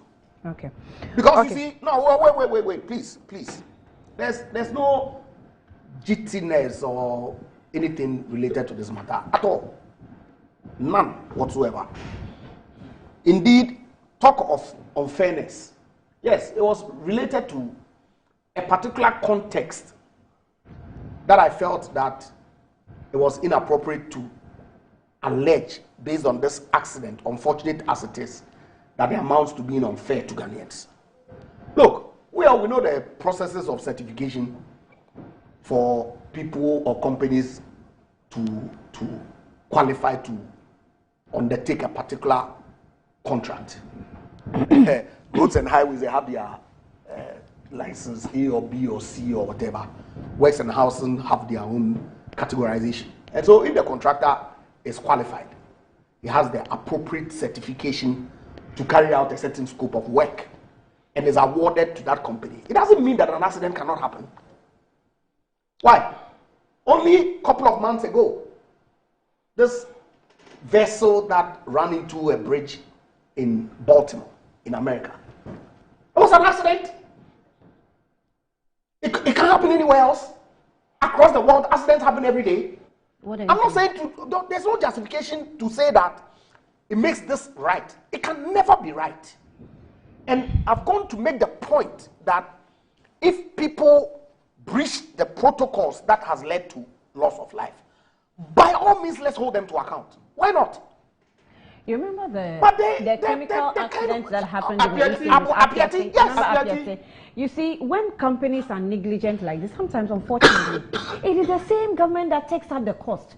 Government had to build new home for the Apiati people. Yes, and that was at our cost, not so. I agree. It's not government's money that we use for that. I agree. Why should we always let companies do this to us? And I'm saying you are not fair, and you are not even agreeing to that. Not fair. Why should we always get to this level? In all this thing, that company was charged. How much? I have to check the amount. But government will end up building new houses at our cost. So the question then becomes whether, because Ghanaian lives have been impacted by this accident. See, the president is going around in Savannah. It's in Savannah. The president is roaming around in Savannah, talking about trying that he's doing a thank you tour to Ghanaians for being a president, and talking about things. Not a word. You have your citizens, 3 of your citizens die. Not a single word in the course of the president's utterance. What prevents you as the head of state, the father of this, the nation, all right, from making even a comment to say that I have heard that this has happened, and even commensurate with them? You have a president who is so full of himself, and all he thinks about is just about his own tattered legacy, and he's there for look. And trust me, if it was your son, it was your daughter, or any other high-profile person, he would have had space in the numerous speeches he's given since he has been up north to commensurate with the family. But today, as we speak, because those people are non-entities, because those people, they don't value. Those people, their lives are just like chickens. So he can't be bothered about them. He can't be bothered. You see, this is the type of president we have. We need to move away from this kind of politics. What is the politics about this? It doesn't help us in any way. What do you mean by that? Why? You call Akufo's legacy a tattered legacy. It's a tattered one. You want Mahama to be president? It's a tattered one. You tattered legacy. You want Mahama to be president? An 82-year man who cannot boast of what, apart from, look, if for nothing at all, what the way the country was, that was handed over to you. If you cannot even do anything, they say Ashanti, they have a problem that so won't to me there, won't to me more wasi, I mean we are now or something.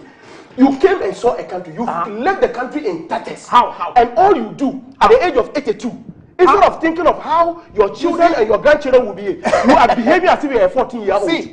See. You are behaving as if you are a 14-year-old. Palu, the LPG presidential candidate, advised you people on Ekusi Sen, right? When he was articulating this same discredited position that Akufo's legacy started. Why? And told you the kinds of things that you didn't leave that is there today. Are you speaking to Ghanaians? I'm speaking to Ghanaians. I'm speaking to Ghanaians. Because I know that the good people of this country recognize that if you have a parliament that breaches the law, there will be consequences. If you have a parliament that breaches section 22 of the Public Financial Management Act, which enjoins you mandatory to do 3 things before a certain year comes to a close, and you fail to do it, there will be consequences. And what are those ones? That you approve the budget, pass appropriations, and pass every revenue measure that is going to implement the budget. So the measures were which ones? You are asking me. The measures. Of course, the tax levies, the taxes. What are revenue measures? They are taxes. So which taxes? And so, if which you taxes approve, were you talking are about? you going to allow me to speak? Which taxes? So when you approve a budget, when you approve which authorization to spend, and you say that you are not going to approve the revenue measures that has been approved which in the measure? budget Which measure was not approved? to fund the budget, there will be consequences. There will be investor which run measure? Which revenue on your measure? Economy. There will be an impact on your forex. You know why I cannot say it. You know why I cannot say it. E-levy. Why? You know why? Your own presidential candidate, of course, your own presidential candidate has recognized that this was a terrible tax handle. He is promising that he's going to the people of Ghana. Why are you not saying recognize? Wait. No. I'm told him to go and watch. I'm speaking for myself. Why would I talk to? I've said that they should listen to his advice. And the client. You know what I'll do? Look, I'll behave like those who have said that they want Animal Kingdom or whatever. What are you talking about? The people of Ghana know that in an import-dependent economy. Andy, stop saying these things. I should stop saying these things. You let me make my point. Are you not embarrassed? Are you not embarrassed? Are you not embarrassed as a human being? That you sit and look into the eyes of Ghanaians, and you say that the reason why the country is where it is because of the fact that illegal. Where is the country? Meanwhile, we had indicated to you that beyond the sea, when you have revenue. Is it a matter of fact that Parliament cuts down your expenditure of the public? You had a situation where the president, which you had increased. Let me make my point. What point are you making? The people of Ghana recognize that in an import-dependent economy, when freight costs since on average, your production has stopped, increase from $2,500 average to $18,000 average on a 20-footer container, it will have an impact on the cost of goods on your market. Okay. They recognize that it will lead to inflation. Okay. Because every importer would want to recover his cost. All right. Their expectation is what is government doing to ensure that in the future, when there are global supply chain disruptions arising out of a war that is not within the control of your government, the impact will be minimal.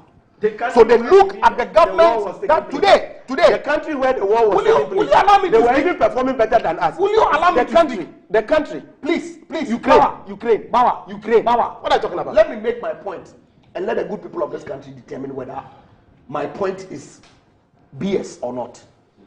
So I'm saying that the good people of this country recognize, and these are matters of fact. And so if the government then has to take a decision that it had itself indicated it was not going to take by going to the IMF for support. Okay, today, where's our economy? It's turning around. GDP growth rate is high. But you, the Mr. Muhammad that you are asking us to vote for him to come back, he took us to IMF. And you took us out of it. Oh, we did. we took us to IMF. We did. Are you listening to yourself? Are you listening to yourself? Will you let me speak? I'm listening to myself. But I've told you, I'm telling you that. Stop it. You are my friend. You are my friend. The way you are doing. Please let me make my point. Thank you. Please let me make my. I will finish making my point. I will make my point. What point are you? You will make your point. You've been talking for God knows how long. So I'm saying that you plead to make your point. These issues that the good people of this country recognize. You will plead to make your point. I will plead, I will make my point. Thank you. These issues the good people of this country recognize is what government took us to IMF to try and rebuild our economy back. You took us to IMF, what was the reason? No, the reasons are the debates. Mr. Muhammad took us to IMF. The reason was we slept in darkness. We are not sleeping in darkness today. You cancelled all the allowances that nursing and teacher trainees were benefiting. It's not being cancelled. So but I've told you your reason was what? That this breach of the law, no, I'm saying that your the external factor that was within, but I've told you. Your IMF. That's what I'm telling you. I've told you already. What was it? Ukraine, Russia, it's a fact. Okay. The Boku, your breach of the law was a fact. The impact of COVID on our economy that was reeling from the energy sector debt that had been paid. Okay. Which energy sector said? Which debt has been paid? We had paid. We borrowed $2 billion to pay energy sector debt in 2017. So the debt. So what is the debt now? What is the debt? It's not accumulating debt. Look at this. Look at this. Look at this. Look at this. I'm speaking relative to a particular time frame. Okay. So which frame? What is the debt today? $2 billion. What is the debt today? That you have accumulated. What is the debt today? What is the debt today? Government had to find $25 billion to pay for a banking sector that you have messed up completely. $25 billion to solve a $9 billion problem. Where is the problem? $25 billion to solve a $9 billion problem. Public argument let the $25 billion to solve a problem. I want to see the document that says that the banking sector was a $9 billion problem.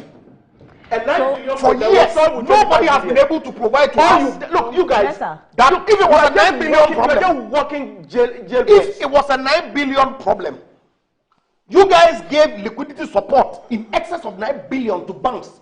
They squandered it. Why was the problem not solved? So let nobody be deceived by this talk that it was a 9 billion problem. Show me the document that says that it was a 9 billion problem. And that's show me the document. So what is the problem? The problem is as much as the bank, the Ministry of Finance and the bank, absolutely, to make sure that our banking sector was not collapsed. The problem value was assumed these at are the 5 billion. But what was it? That's how much it cost. Okay.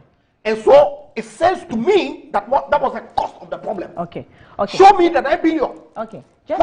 And what document contains the assertion that it was a 9 billion problem and the government of Ghana used 25 billion. Just a quick one. It's a sham statement. It is not borne out by the fact. There's no evidence to that. Show me the document. What are we talking about? You call Akufo-Addo's legacy started? Said that. Lumumba. Yes, said that. Unbelievable. You guys, when you have somebody let's see what who takes a happened on the long 7th time of December to explain just a point, it tells you the challenges. But look at the way he's sweating. And sweating. The point he has made. The point he has made. Do you understand what he has said? You are not my target. Do you understand what he has said? Thankfully, you are not my target. I'm speaking to the good people of this country. You are not listening. That's who was not listening? What are we talking about? I am just trying to tell you. You call Akufo-Addo's legacy. All I'm just trying to tell you. You want that we have a country that today. We have a country that today. Unbelievable. You guys are so shameless. Let me. We have a country that today. You are so shameless. You have to be a country to tell the people of this country. Let me also know from Mr. Mahama. You did you will never make the point. What are we talking about? Andy, let me can you imagine? Hold on. You have the effort to tell Akufo to go for Mahama. And you call Akufo-Addo's legacy started. Edward. Mr. Mahama, the man who says he's not a magician. Can I make my point? Hold on. He's going to learn magic now. Andrew. To come and deceive the good people of this country to vote for him. Andrew. Can I make my point? Andrew. You call his legacy. I can understand your frustration. Me frustration. I can understand your frustration. I'm paying you back in your own coin. I can understand your frustration. Next time when you appear with me on the show and you have to give me the opportunity, this frustration, you let me speak. This frustration, they help you learn. I can understand your frustration. You are now disrespecting me. Oh, sorry about that. I'm just saying that. Look, Annie, apologies to you and your. But I can just tell you that I can appreciate his frustration. Can you imagine? Look at the way he's looking. He's so worked out. He's so worked out. The kind of rot that you left in the energy sector, but you call your Mr. Mahama as a legacy to be protected. Ejapa, it's not Edward that you are trying to frustrate. You are frustrating them. I'm not frustrating. No, don't worry. As I said to you. So keep quiet. I have. Thank so you. Can I speak now? No, wait. Oh. No. You won't even. Look at the way he's briefing. I see your No. I'm calming you down. You're reviving the fight.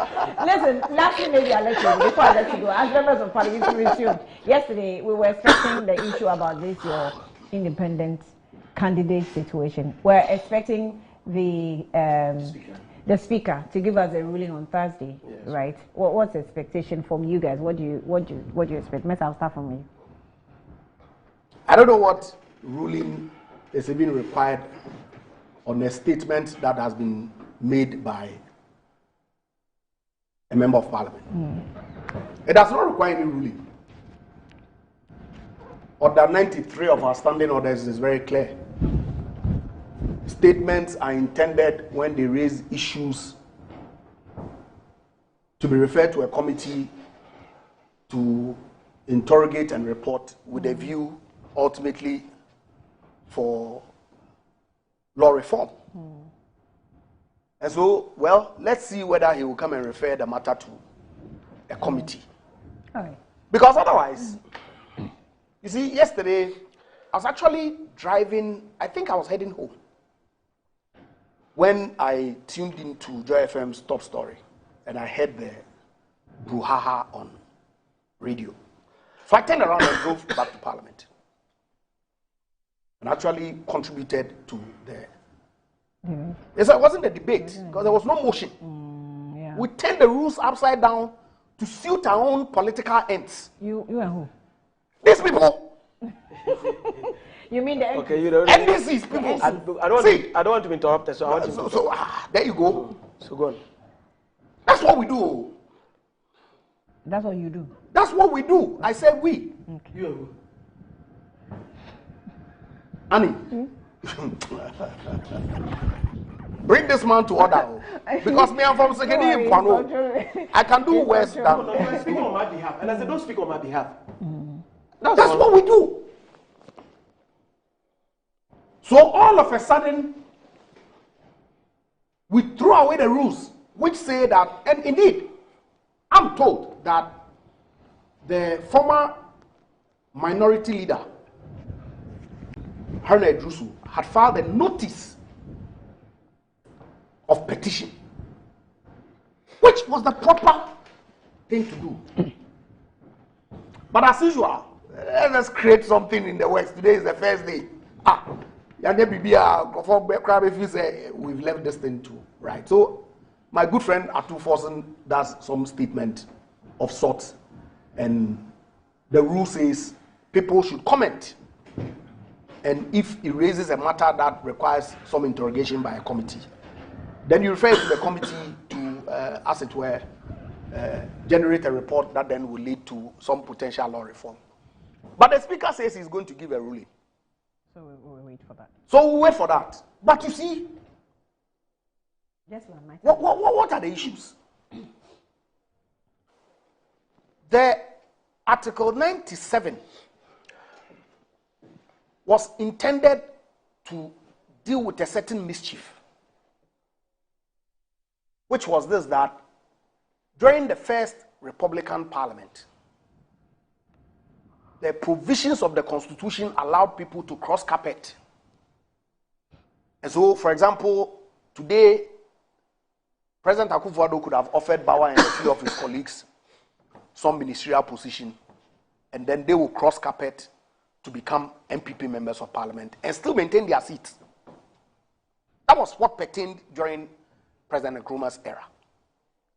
So we realized that that in itself had its own problems, because the balance of power could be influenced one way or the other depending on the whims of a certain political leader. And so let us create a situation where within the life of the Parliament, if you cross carpet, you then lose your seat so that it be declared vacant for contest to be occasioned. That's the mischief that Article 97 G and H sought to cure. And so it dealt with moving from one political party to the other, or becoming independent, or moving from independent to one political party. In the life of the Parliament. So, in 2020, we had a situation where one member of Parliament on the side of the MPP had sought to contest a future election of 2020 December as an independent. The MPP then proceeded to dismiss him from the party and then notified the Speaker of the vacation or the dismissal of that member of Parliament from the party and invited the Speaker to then declare the seat vacant during the life of the 7th Parliament. Of course, the view was that the NPP majority at the time overwhelmingly supported the Speaker. The view then was that the NDC minority overwhelmingly opposed the position of the Speaker. Fast forward 2024. These 4 individuals, 1 independent, 2 MPP, and 1 NDC, are seeking to contest, depending on the mix, as an independent on the NDC side, 2 on the MPP side as independents, and now the independent as an MPP candidate in a future election. Then this statement is thrown in, and the Speaker is invited to apply the precedent, whatever that means, within the forum of Parliament. I don't even know that Mr. Babin should pronounce based on the precedent that was set up in Okwe. But it's completely a variance. Okay. To the extent that, in this case, nobody has notified the speaker of dismissal from political party or otherwise. And I ask that if it was the case that Speaker Okwe was wrong, as Mahama Yarega and co advocated, what has changed in the present circumstances that positions have all of a sudden turned? So it goes back to my first point of the politics. No more. I've seen Ras Mubarak publish some write-up to suggest that this is a complete waste of everybody's time. And I tend to agree with him. Indeed, in 2020, Kweku Azan and co, Prof, wrote extensively on this subject matter in support of Isiama and to suggest that Michael Kwe was wrong. Yes. Your side. And said that there are different circumstances. And you see, think about it. Let me make my point. No, let me as I conclude. Let me conclude. No, it's an important point. So the point then, if you stretch it, is that power, for example, is a sitting member of parliament for Bongo, Yes. Bongo today. But he's lost the right to contest for the people of Bongo in the next parliament. So should he vacate his seat? Okay. I'm coming. My good friend, Dokua Isiama, she is MP for Ikropon in the 8th parliament. But she's seeking to contest another seat in Okaikoi South, I believe. Should she vacate her seat? Okay, that's a question. So really? So let's wait for the ruling. Is it? Edward, just 1 minute. No, it can't be 1 minute. I beg you. No, it can't be 1 minute. I beg you. No, it can't be 1 minute. If it's 1 minute, then I'll comment. Speak, you speak. Then I'll comment. You speak. Okay. First, 2. Let me state very clear. Let me just state clearly, with your permission. I'm just going to read what Makokui said. Okay. Just to all the points he has made, it had been addressed here. Okay. So this is what Makokui said. The Member of Parliament, Honorable Andrew Mwakun Isiama, who has been written to the because they had written to him about his has responded accordingly, and copies are attached to the ruling. The NPP invoked Article 97(1)(g) of the Constitution of the Republic of Ghana 1992, which provides that a member of parliament shall vacate his seat in parliament if he leaves the party of which he was a member at the time of his election to parliament to join another party or seeks to remain in parliament as an independent member. The constitution of the NPP, which the MP freely subscribes to, provides in Article 391 that a member of the party who stands as an independent candidate against the officially elected member of the party, or who joins or defers his or her support for another political party or for an independent candidate when the party has sponsored a candidate in a general or by-election, automatically forfeits his or her membership of the party. The moment the MP filed his candidature with the Office of the Electoral Commission to contest the next election as an independent candidate, it shows clearly that he seeks to leave his party. So the issue of whether the party has written to Parliament or not, this is what Makokwe says. This is the automatic. Now he goes on. This automatically triggers forfeiture of his party membership. He cannot have the desire to leave, take a step towards it by filing as an independent candidate and yet claim to be a member of the party. The step taken to contest against his party automatically triggers forfeiture of membership. I'll just read this part. You see, if you look at Article 97(1) from A up to the G, all of them, they are automatic. In fact, the whole idea of we debating, Mr. Speaker's attention was brought to the fact that the circumstances of those members of parliament had changed. For example, assuming that a member of parliament dies, you don't need a ruling from Mr. Speaker. Okay. Assuming that parliament ends its tenure on the 6th of January, you don't need a member of Mr. Speaker to make a ruling that you're no longer a member of parliament. Assuming that the person decides that maybe for one reason or the other he is resigning, and he writes under his own signature. And all these things have been provided, including G and H. So, if today, suddenly, you think that you think that the ruling that was done then, you say, oh, Speaker Makokwe erred at that time. But as we speak now, you have seen the light, and you think that the right one is that the person should, the issue should be brought back to Parliament. Look, my sister, I can't preempt what Speaker Babin will see. But the ridiculous part of the whole thing was that even before Parliament decided to even sit on this issue, how on earth can you go to Supreme Court and ask Supreme Court to, ahead of time, tell people that in case you want to, if you want to discuss this issue, don't discuss it. You can't gag Parliament. Yeah. You can't. But that is how ridiculous. When he talks about people being ridiculous, people turning the parliamentary rules upside down. Yesterday, when he got up and spoke, when he got up and spoke and he sat down, he was sad for himself. He realized, he was sad for himself. He realized that when he got up and spoke, he didn't know what he said. He was sad for himself. So, look. Now, thank you. We will just have to accept the ruling. You people are drawing conclusions for we'll others. accept the ruling on Thursday. But in my mind, to know that I regret it. I'm sorry, for the sake of time. I've seen, Ejapa, I've seen a number of your messages about my jersey this morning. Whatever we lost you, then whatever you decide. Whatever you decide to do with this jersey, win or lose, it's your choice. Oh yeah, we are going to with it. Okay. If you want to celebrate with it, that's fine.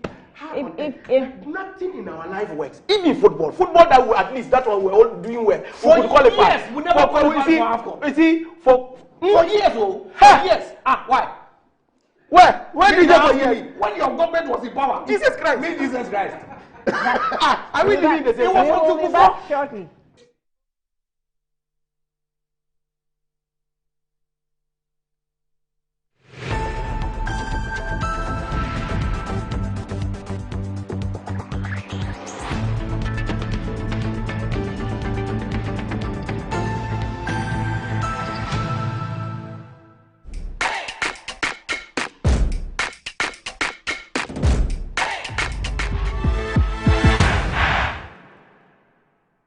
Hey guys, so I got this app. It's called Ayoba. It's a chat app that helps me with beauty tips and cooking tips.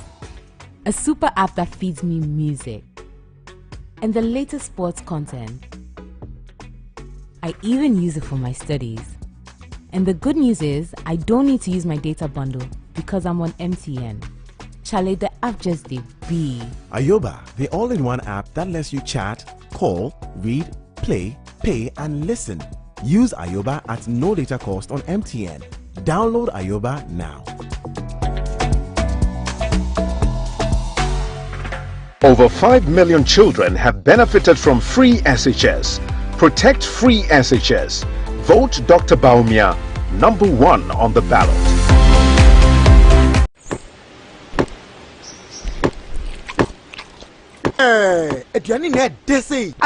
The food be fire. You hear say Electoral Commission they do some exhibition things? Exhibition? What we don't want to again? This are EC and their big English. Is this exhibition even necessary? I don't know, self. Look, isn't that our boss from the EC? Okay, my people. I couldn't help but overhear your discussion about the upcoming exhibition. Let me explain one or two things to you. You see, the officers who register voters are human beings. They are not machines. You understand? So sometimes they might make mistakes when entering your information. So how would this affect us? You might live in Kaswa, but then they would accidentally select Ayawaso as your district. Or even they can mark you as a female when you are a man. Assemble. Go and check that your name is in the register. Say, with details of a correcto perfecto. That is why we are doing this registration. What if my name isn't there at all? My brother, don't worry at all. You can ask them for your name to be included in the register once you have your voter's ID card. You can also ask for the correction of a wrong sex. You are male, but they have written that you are female. So you give it to them and they correct it on the card for you. Really? Go and fix it very quickly. Me, who's how you bema? Now we'll catch you a female. Where? What is you? Remember, we all make mistakes. That be why the laws they make provision for the exhibition. So say the EC go fit correct all the errors. The EC they ensure say we get clean and credible register. So make you go check your details quick crowd. Or you go fit dial the short code *711*51#. So say you go check your details. You check it there, you go fit check till the elections. The 2024 voters register not there. It be finchim correcto perfecto.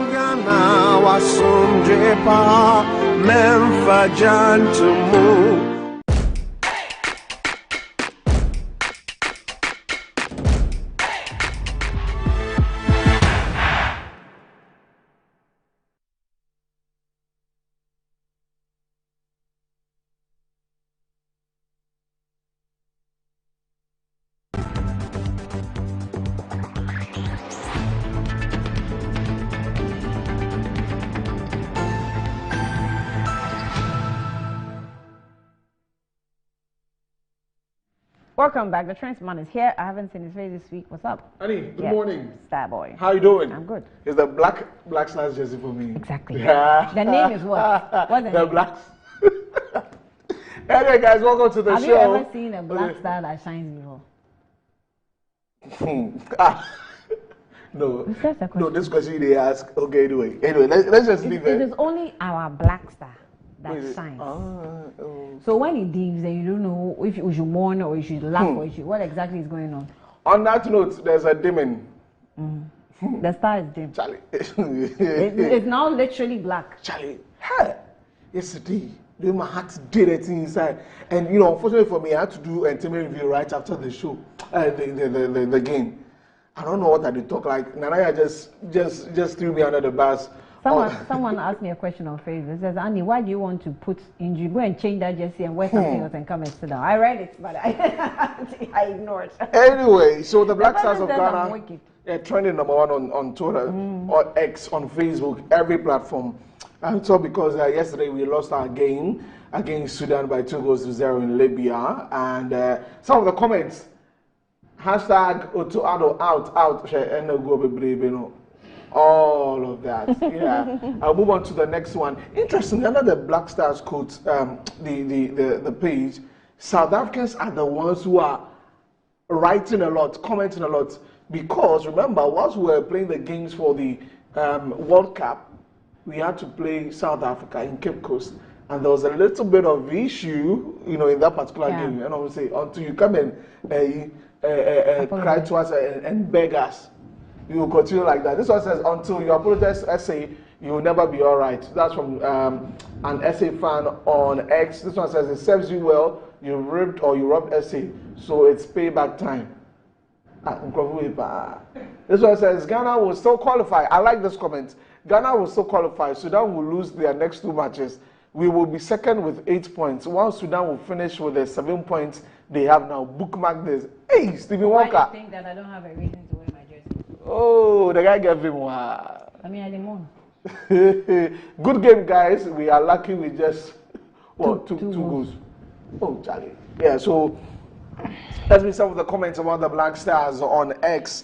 I've seen the number Jordan Ayew is trending in the Rachel Dufo is trending. Atizigi is also in the trends. You have John Pencil, the assistant coach in the trends. Otuado, the coach in the trends. Dr. Randiabe in the trends. All of that. Yeah. Let's move from that. What are they saying about Dr. Randiabe? Why? Oh, okay, right now everybody's going at the team, so Obi Ajani there.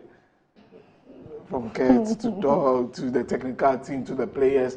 A video has surfaced where it looked like Jordan Ayew and Atizigi. You don't know what was happening, but anyway. Dr. Randiabe is an ESCO member. He's also part of the team. Janko, you know, Obi had to throw some, like, look, it's fine, it's fine. Let's talk about Legon, the Salifou Abako and the Ghana Police Service. They are in the trends also because yesterday the police service released a statement and they have it that the man of God had been arrested together with his wife for the incident that happened over the weekend. A lot of people have been saying that we want to see that they've been arrested. Ghana police, until you do this, we won't, we won't have confidence in you. Scanty says that great job. I would really love to see how the issue pans out. And this one says we will follow this case until the end. Justice must prevail. And going on, this one says that finally a statement was released sent by ACP George Ansa Akrofi. And this brings a lot of questions. A lot of people ask questions when the earlier statement came out because the template was quite different from the usual with the letterhead at the top. And then, you know, the whole address thing and the signature, all didn't happen in the earlier post. So people were asking that what is happening. Please, let's be consistent with that. You know, Ghana Police Service, let's be consistent with that. Yeah, so those are some of the comments about that. Annie, this is good, right? Wait to see how this will pan out. The police, like I was saying earlier, that the police must be consistent with the information it provides. Yeah. First of all, it was even talking about the son, the guy that was driving a car. Yeah. They just named him as Sally Formako. If you just the owner of the car. No, but if you just write Sally, no, they said the driver.